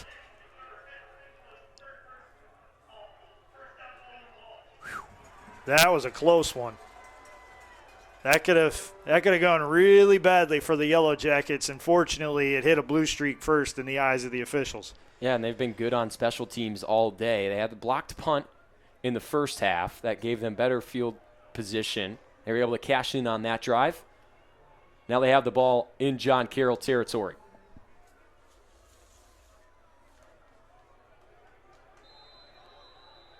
Trips to the near side for BW. Hajduk, Stokes, and Bortz out there. Handoff to Murray Jr. He takes it forward for a 4-yard gain before he's brought down. Nice gain on first down. Yeah, solid first down gain, and that's what the Yellow Jackets need. They need those chunk plays, those 4-yard runs, those 3-yard runs on first down and keep ahead of the chains. And more importantly, keep that clock moving right now. Armitage, 4 receivers on now. Second down and long. Takes it himself on the quarterback draw. Murray in front of him makes a nice lead block, and now it's 3rd down and short. Don't think he got a great spot there either. I was thinking the same thing. He did not exactly get a great spot. That ball looked like it was at the 41, and they marked him at the 42. So it'll be 3rd and 3 now as we're under 2 minutes left to go here in the third quarter. Armitage in the gun on 3rd down and short. Murray to his left. John Carroll showing blitz. Armitage changing the play at the line of scrimmage. Takes the snap. Fakes the handoff to Murray. Goes on the RPO with Keegan. And Keegan down the sideline. Picks up the 1st down and more. 26-yard line is where they spot him. 1st down, Yellow Jackets. Talk about using John Murray Jr. as a decoy. Excellent play right there by Armitage. He uses Murray Jr. as a decoy and then almost uses himself as one too, as he looked like he was going to try to run and then flip the pass out to Keegan. That RPO so dangerous. Have the offensive line blocking like it's a run, and you throw out to the bubble screen and a lot of room for Keegan and a 1st down. Here's Armitage on 1st down again with Murray Jr. Murray makes a couple moves, breaks a couple tackles, and now 2nd down and short coming. That's his longest run of the day. It was 8 previously. That was 9. That'll be 2nd and 1 now for the Yellow Jackets. And he's showing to the sideline, give me the ball, I want to eat up. 2nd down and short. Armitage with trips to the right. Murray to his right. Hands it off to Murray, who picks up the 1st down. Nice push by the BW offensive line there. Yeah, absolutely. Those guys up front, they're doing work today, and that might be the last play of the third quarter here as the play clock is yet to wind, and we're under 30 seconds now in the third quarter. BW sideline putting up 4 fingers. It's time for the 4th quarter here in Berea. 21-10 the score. BW leads it by 11.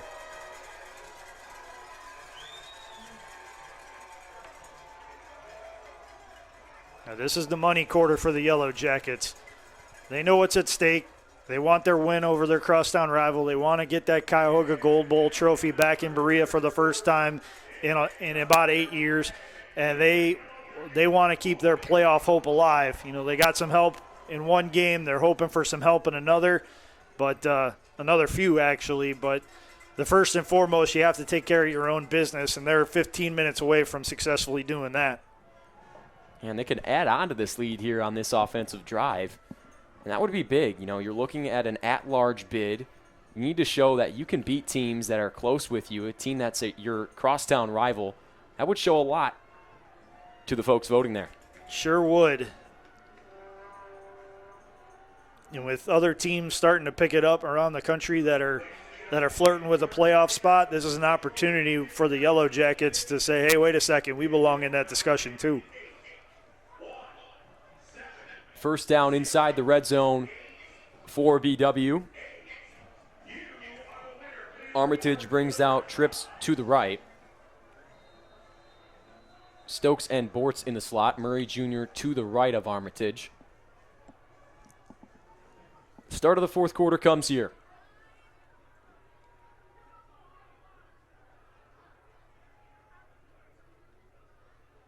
Armitage, quarterback draw again behind Murray, and picks up a nice gain. 2nd down and short again. Yeah, it'll be 2nd and 3 from the 6. That was a good, solid run right behind the left tackle and the left guard. Armitage can thank Liam Lovetto and George Newcomb for that successful run. Keegan, too, he was a wing on the left side. Same offensive set stays out there for BW. 2nd down and 2. Armitage. Another hand to Murray Jr. He's looking for the end zone. Can't get there, but I think he picked up that 1st down. He did. He's right at the sticks. It should be 1st and goal now. 2 yards to go. 1st down and goal for the Yellow Jackets there.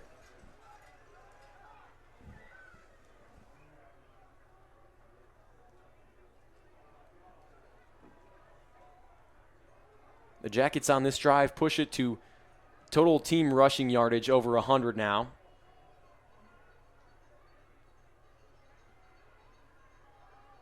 Two receivers on for the Yellow Jackets. One in motion from left to right. Handoff is to Murray Jr. Two tacklers there. They both combined to bring him down. That was Hunter Orlando making the stop. Yeah, it looks like a loss of 2, maybe 3 on the play back to the 5-yard line. Tough sledding in between the tackles against this Blue Streaks defense.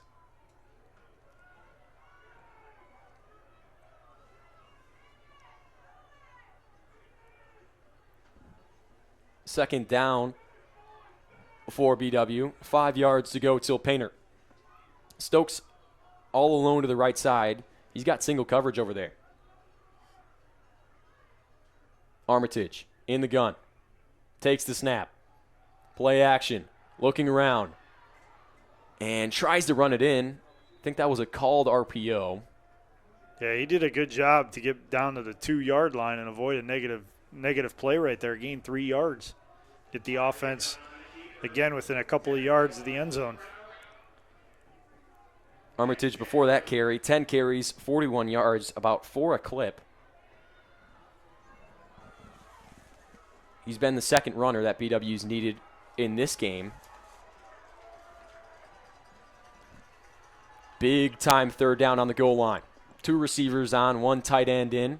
Murray to the right of Armitage. Sends a man in motion to the right. Hand off to Murray Jr. up the middle. Did he get there? If he's not, he's right on the doorstep. They signal he's down. 4th down coming for BW at the inch-yard line. And I thought he got in. Sure looked like he did, but maybe his knee hit before the ball crossed.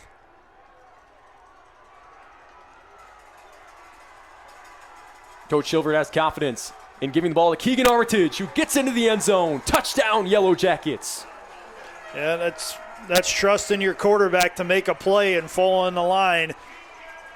The old adage is if we want to get in the playoffs, we have to get those tough yards, and that's about as tough a yard as you're going to get. Just one between you and the end zone, and the defense knows exactly what you're going to do.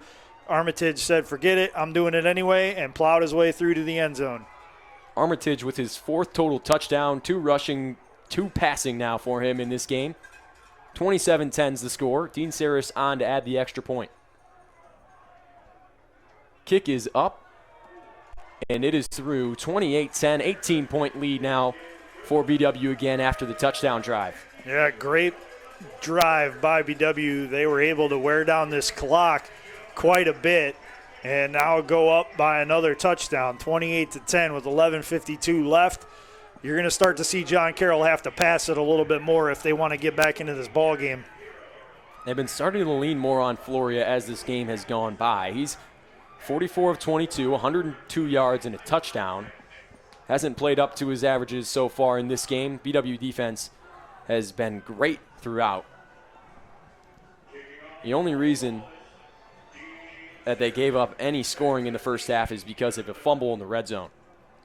Yeah, and the defense was able to limit the damage to just a field goal. And when you turn it over at your own 19 and you hold the opponent to 3 points following that turnover, I'd say that's a heck of a job by the guys on the D.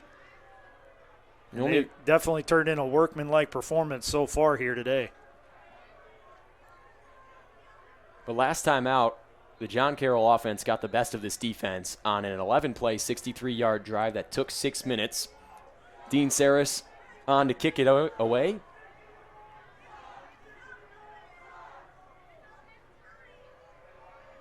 Back deep is Limerick.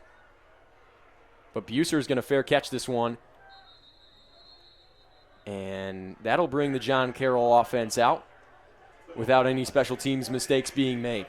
Yeah, they'll give him the ball at the 25-yard line.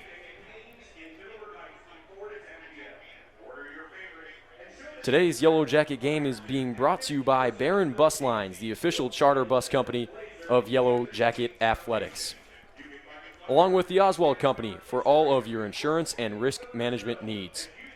Chuck Ratuno and OEC Connection LLC, your global automotive technology provider, and Medical Mutual of Ohio, the official healthcare provider of Baldwin Wallace University. McVeigh sent out alone to the near side. Here's Floria on 1st down and 10 in his own territory. takes the snap. Looking to pass now on first down. Escapes the pocket. Sekou Amani chasing him down. Throws on the sideline. Few can't make the catch. Second down and 10 coming. Yeah, I don't think he would have been in bounds even if he could have snared that one in. That was a tough throw rolling out to the right by Floria. The BW defender down is Levasseur. Yeah, Mason came out of halftime wearing a pair of sweatpants over his football pads, and I thought, oh, wow, that something must have happened in that first half. But he came out in the second half with his leg wrapped and was able to, play up until this point. You hope for the young man that he's able to come back. And he was having a great game up to this point. He sure was. He was all over the place, dropping into coverage, handling his business near the line of scrimmage. And now you're looking at 5'10", 210-pound sophomore Tyler Tobin coming in. And Tobin's made a lot of plays, later in games for this Yellow Jacket team. So he'll have an opportunity to maybe make a couple if Levasseur is either slow to or cannot get back. The good thing was Levasseur was able to jog off. Maybe it was just a cramp. That kind of stuff happens at the beginning and ends of seasons because the weather is so extreme from one end to the other. So hopefully he can get it loosened up. And that's what he's trying to do on the sideline right now. Getting some water, stretching that leg out. But second down and 10 on the field for Floria. He has McVeigh behind him in the pistol. 3 receivers on, 1 tight end. Floria sends McVeigh in motion as he takes the snap. Looking over the middle and fires to Limerick, who picks up a catch and a short gain of just 4. Yeah, those are 4 tough yards, though. I mean, he was hit by about 3 or 4 different Yellow Jackets, and he was able to break free. Limerick had the touchdown on the drive before. That's just his 3rd catch of the day. Now 3rd down and 6. Jake Floria in the gun. 4 receivers on for John Carroll. Sends a man in motion, now trips to the left. Floria looking that way. Now back to the right side with a screen. McVeigh has it. McVeigh picks up the first down. Yeah, Frank Sukup able to drag him down from behind, preventing that play from going for even more yards. But it was enough for a first down, and Levasseur is back on the field. So may have gotten his issue straightened out in short order.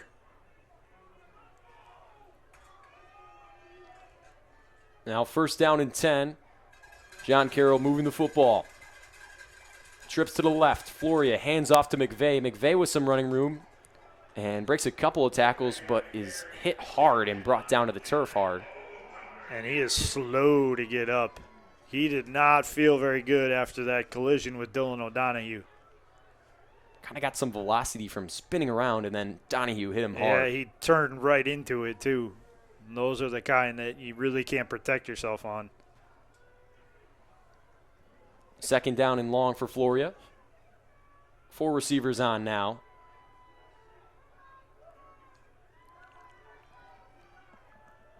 Still McVeigh there in the backfield to the right.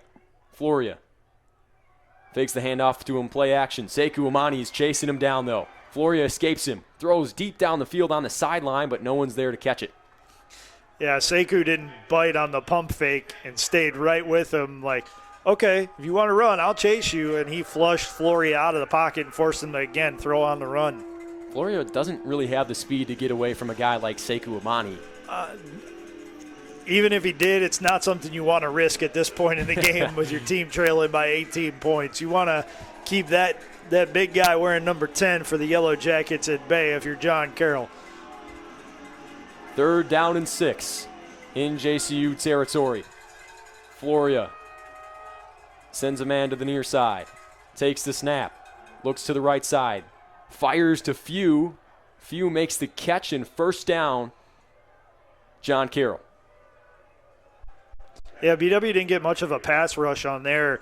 Amani was going up against the big left tackle for John Carroll and was unable to get past Harradine. Floria hurrying it up a little bit now. McVeigh to his left. Trips also to the left. Man in motion is Torak to the right. Floria takes the snap. 3-step drop. Looking deep downfield. Has his man. Few makes the catch. And almost brought down by Kendall. Ian Mitchell able to get there and bring him down at the 1 and touchdown saving tackle. Yeah, legitimately touchdown saving tackle. 1 yard away from pay dirt.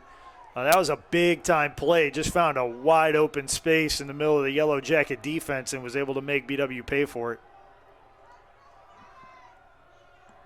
That's a quick strike by JCU. Now they're inside the BW 5-yard line at the 1. Floria, 2 receivers. McVeigh to his right. 2 tight ends on. Floria takes the snap. Play action, looking, end zone, can't find his man. He was looking for Martic, but just a bit too high. Interesting play call on that one. I would have thought you would have trusted McVeigh trying to get you that 1 yard the way he's been running the ball. I know BW's close to the line of scrimmage. You want to try to open them up, but I think that's a missed opportunity there for John Carroll to take advantage of who's been their best player so far in the game.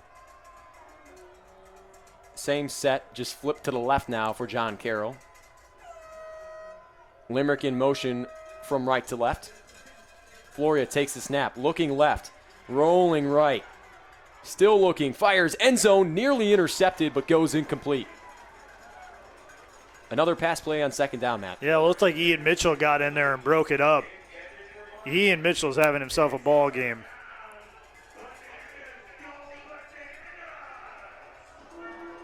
You definitely figure this, with it being an 18-point deficit, that this is 4-down territory here.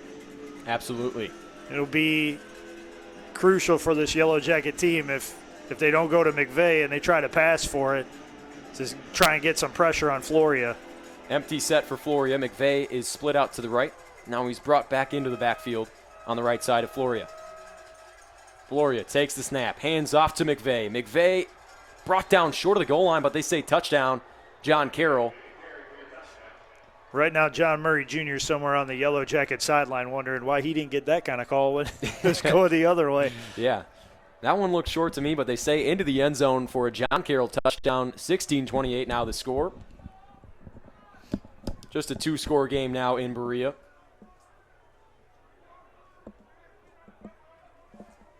And they're going for 2.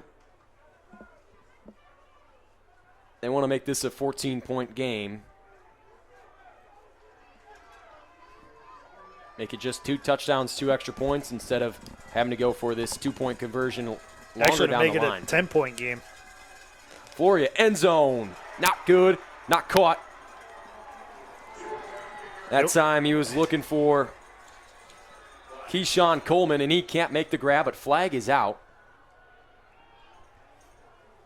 This would be very unfortunate if it's against BW.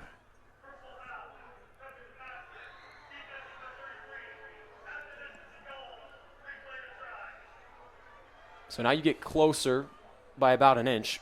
But Yeah. the big mistake is you're still out here defending. Yeah, and you give them another opportunity to make it a 10-point ball game here with the 2-point conversion. Yeah, excuse my math there. Here's Floria in the gun, looking to make this a 10-point game. Few out alone to the right. Sends Keyshawn Coleman in motion. Floria looking left side, fires for McVeigh. Is there. Incomplete. What a nice play by Nick Pankow. Yeah, Pankow did a good job to read the eyes of McVeigh, and he really never looked towards the ball to get an interception or anything like that. He just wanted to get the pass break up and make sure that the ball fell incomplete, and that was mission accomplished by Pankow. So still a 2-touchdown game.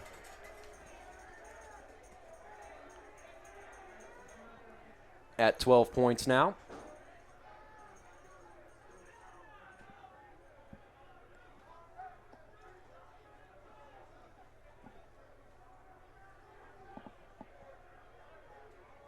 But 2 second-half touchdowns coming for John Carroll. One from Evan McVeigh and one from Devin Limerick earlier there.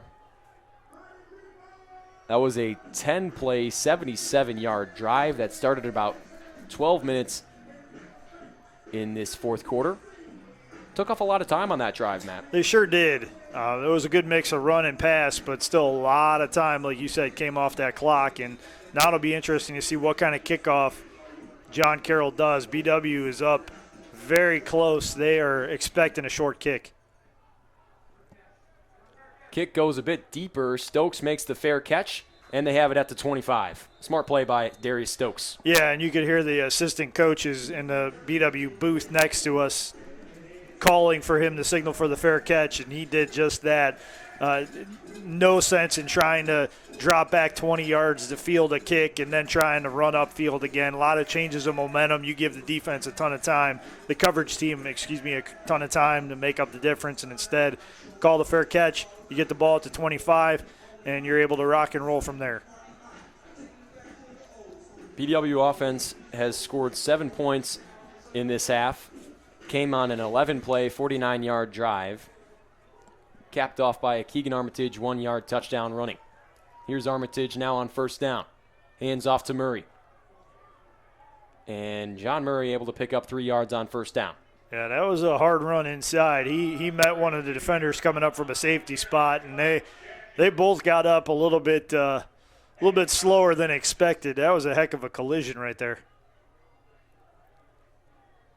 Jackets getting the play from the sideline. Murray Jr. getting some help from Patrick Simon, trying to get an adjustment to his helmet. It stayed on, so he gets to stay on the field, but something wasn't quite right, and Simon's like, here, I'll help you out. Under 8 minutes now. Armitage with trips to the right, 2nd down and 7. No receivers out to that left side. Keegan the tight end there, though. Hand off to Murray. And a couple more yards for John Murray brings up 3rd down and short now for the BW offense. Good inside run, a hard run for the Yellow Jackets, and 3rd and manageable now. And that's exactly what you want if you're the Yellow Jackets. Continue to take time off that clock and give yourself a manageable 3rd down to convert. 6 of 12 on 3rd down so far in this one.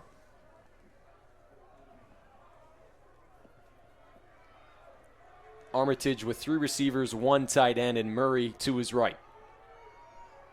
2 yards to go for the first down. If BW wants to continue taking time off this clock, here's Armitage. He's not going to get it. John Carroll comes up and makes a big stop on 3rd down. And if I'm Coach Hilvert, I'm not happy with the way my quarterback was handled after the whistle was blown. He was still upright when the official called the end of the play, and they let him finish off Armitage on that play. That had been their 3rd down and short play that was working a lot in this game, that QB draw. This time John Carroll comes up and makes the stop. Koyman on to punt it away.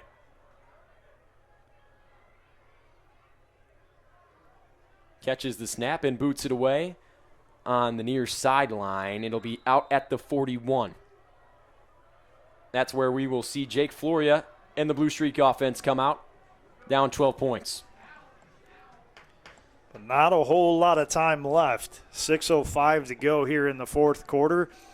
And with the way that they've been able to run the ball, it's been good, but it's not sustainable when you need 2 scores and a defensive stop and only 6 minutes on the clock. Floria just 18 of 30 for 172 yards and a touchdown. His main receiver has been Brennan Few, 7 receptions, 93 yards. Trips to the right now for Floria on first down. McVeigh to his left. Takes the snap. Looking to pass now on first down. Gets away from Jordan Smith. And looks to run, and there for the sack is Dylan O'Donohue. Yeah, the offensive line gave him plenty of time once he escaped the pocket, but Floria just could not find anybody open, and he tried to extend the play as long as possible, which gave O'Donohue an opportunity to break off coverage and go get the sack. Downfield coverage was great for BW. Here's Floria. 2nd down, handoff to McVeigh. McVeigh able to plunge forward backwards for a couple more yards. Yeah, he got a little bit of an assist from Jordan Smith there. Smith saw him still upright, knowing that this is a very dangerous and powerful back. He wanted to get a finish-off hit on him, and that's exactly what he did. But Gave him an extra yard in the process. Third down and manageable for Jake Floria. 6 of 13 on third down in this one. Looking to pass. Sends it over the middle. Phew! Through his hands and down to the turf. Went off his shoulder pads. Bounced down. Wow, that was a drop. That was a first down, very catchable ball. And that's a receiver letting down the quarterback because that ball was put in the perfect spot. And now the John Carroll offense, their first time going for it on fourth down in this one. Actually, their second time. They missed on their first fourth down attempt. Here's Floria. Sends Few in motion towards him. Takes the snap. Looking to pass. Floria looking. Finds his man. Caught by Coleman, but he's short of the first down. They're going to spot him right at the marker and say first down. Wow. He got it maybe by just enough. I mean, it wasn't much. Right at the sticks. Great spot for John Carroll. They pick up the first down.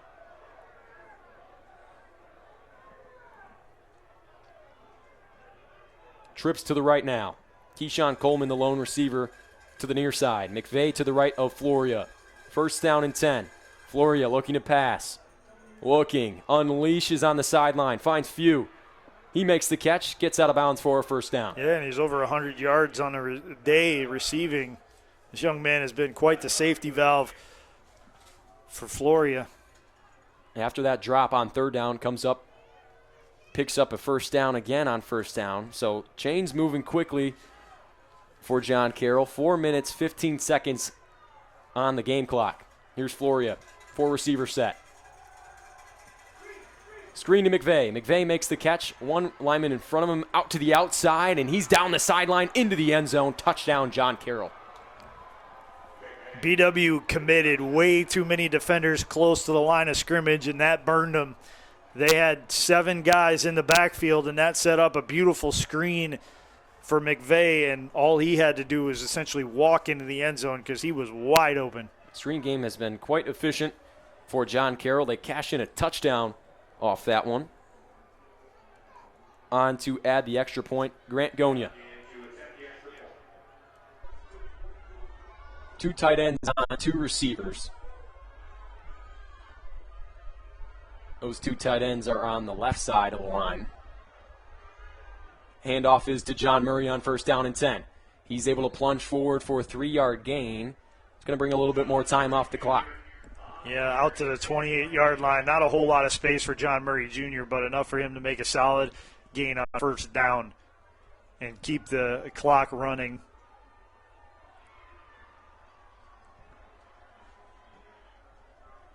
Second down and 7 coming for the BW offense.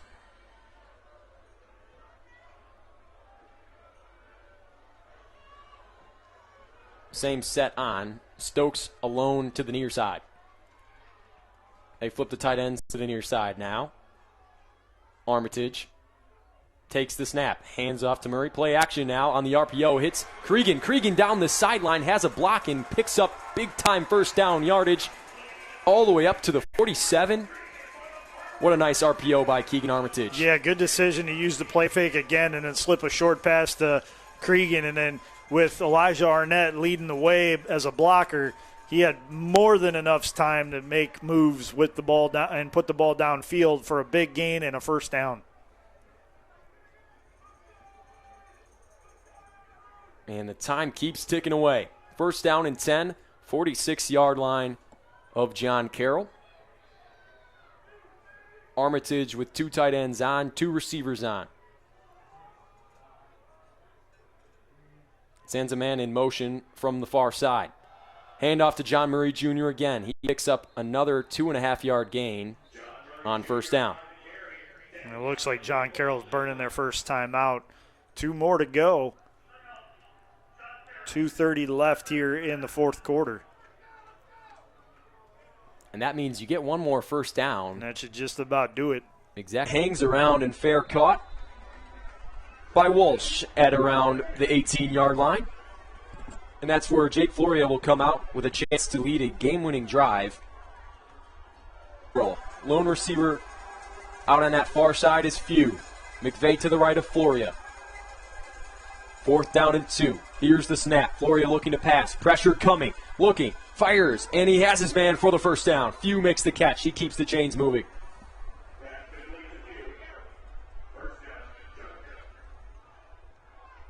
First down and 10 for John Carroll at the 37-yard line.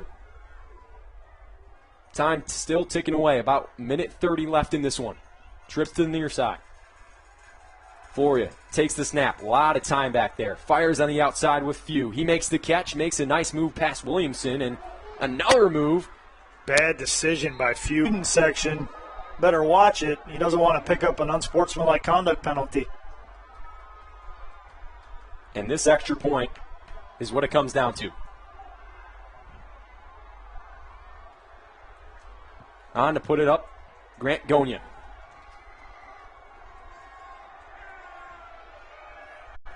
Crowd is loud. Hold is down and kick is good. It was a high snap. It was a really bad snap. It was a great job by the holder to get the ball down. You have to credit Clayton Anderson getting the ball down. Well, you still have a chance to score here. 45 seconds left. Just a 1-point game, so all you need is a field goal.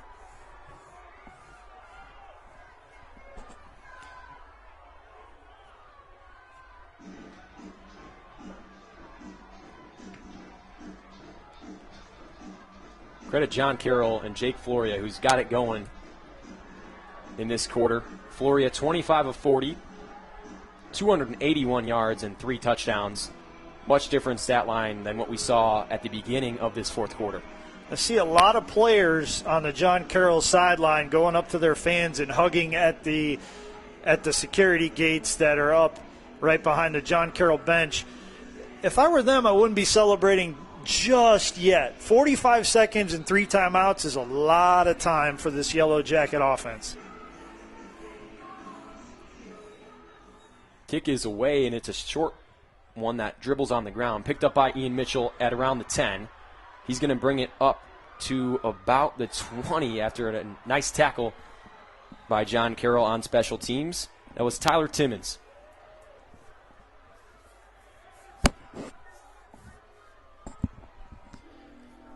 .38 seconds on the clock. 1-point game here in Berea. If you're just joining us, Luke Schradel alongside Matt Florjancic. BW led in this game by as much as 18 points in the fourth quarter. And this has been a one-sided fourth quarter for the in favor of the Blue Streaks. And they're 38 seconds away from pulling the upset and ending BW's season short of the goal of a postseason berth.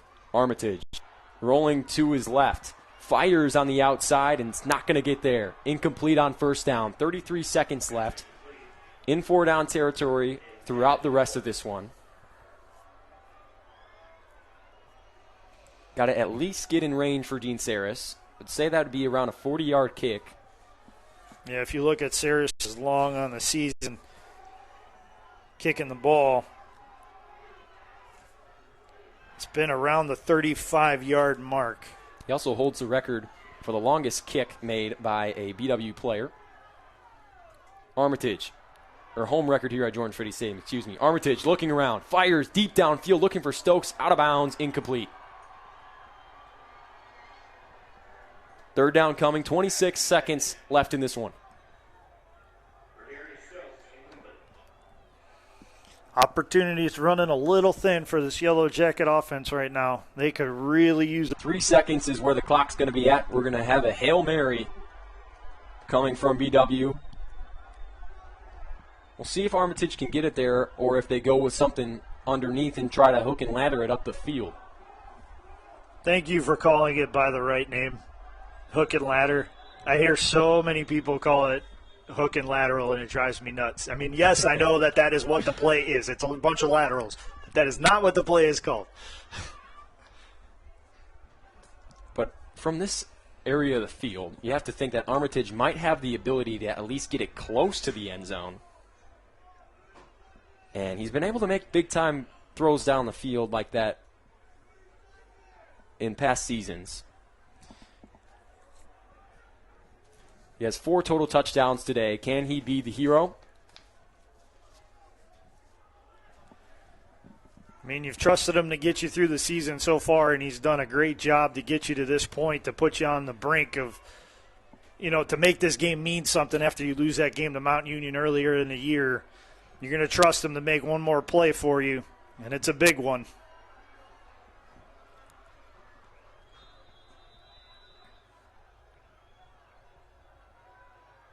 Four receiver set for Keegan Armitage. This is the last play of this one. Armitage going to throw it short. Caught. And looking to flip it back to an offensive lineman who can't touch that ball. And this one's going to be over. John Carroll defeats Baldwin Wallace 28-29. Look out. We're going to have some extracurriculars here.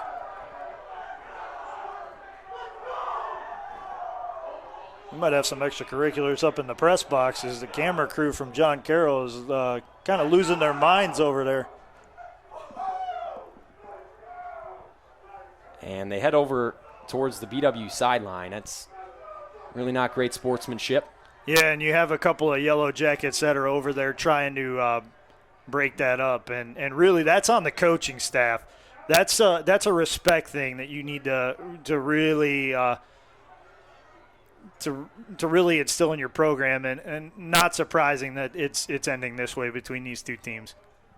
Yeah, it's a rivalry game, but you love to see teams come together and respect what they've both done this season.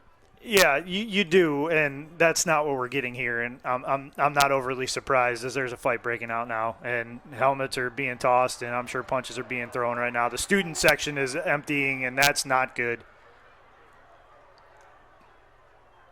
We just need to clear the field right now. This is a disgrace. This is an embarrassment to both programs.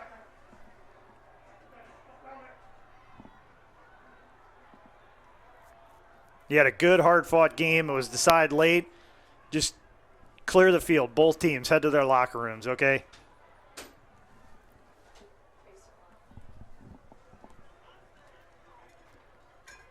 Yeah, and it was a great game by BW and JCU. They both played exceptional football here today.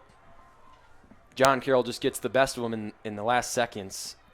And the absolute most respect by two guys on the sideline there. Jack Gibbons, the senior, taking his final looks at the stadium as a player. Yeah, a lot of seniors are either huddling with a couple of close teammates or just by themselves collecting their thoughts as they walk off the field one final time. Not the way they wanted to, that's for sure. They had an opportunity here today, and it just slipped away in that fourth quarter. Taking a look at the scoring summary, BW scored 3 unanswered touchdowns in that second quarter. The halftime score was 21-3. John Carroll came out with a touchdown out of halftime. And then Keegan Armitage and the BW offense responded, had an 18-point lead at the 11:52 mark in the fourth quarter. John Carroll roars back with 3 unanswered touchdowns of their own, and they take this one by 1 point. Taking a look at the individual stats, Jake Floria, 25 of 40 for 281 yards and 3 touchdowns. Evan McVeigh, the freshman running back, 17 carries, 86 yards. Taking a look at the BW individual statistics, Keegan Armitage, 12 of 21 for 184 yards, passing 2 touchdowns, also 2 rushing touchdowns for him. He had a really impressive day, regardless of the end score. John Murray Jr., 25 carries, 77 yards, no touchdowns for him today. But he has given it all to this program. Credit his effort. Credit all the seniors' effort on this team. They were making a run. They were looking at a playoff chance, but they just came up short. Yeah, one point, and that's the hardest one to take when you're that close and you have an opportunity and you make enough plays to win, and then it just gets away from you at the end. Credit the plays that were made by John Carroll at the end, and BW for the fight that they showed all throughout the game. I mean, it was a tough battle, and one that up until the way that both teams are leaving this field should have been proud of for their efforts. Well, that will do it for us here in Berea. Final score, 29-28. JCU takes the 1-point win over BW here at home.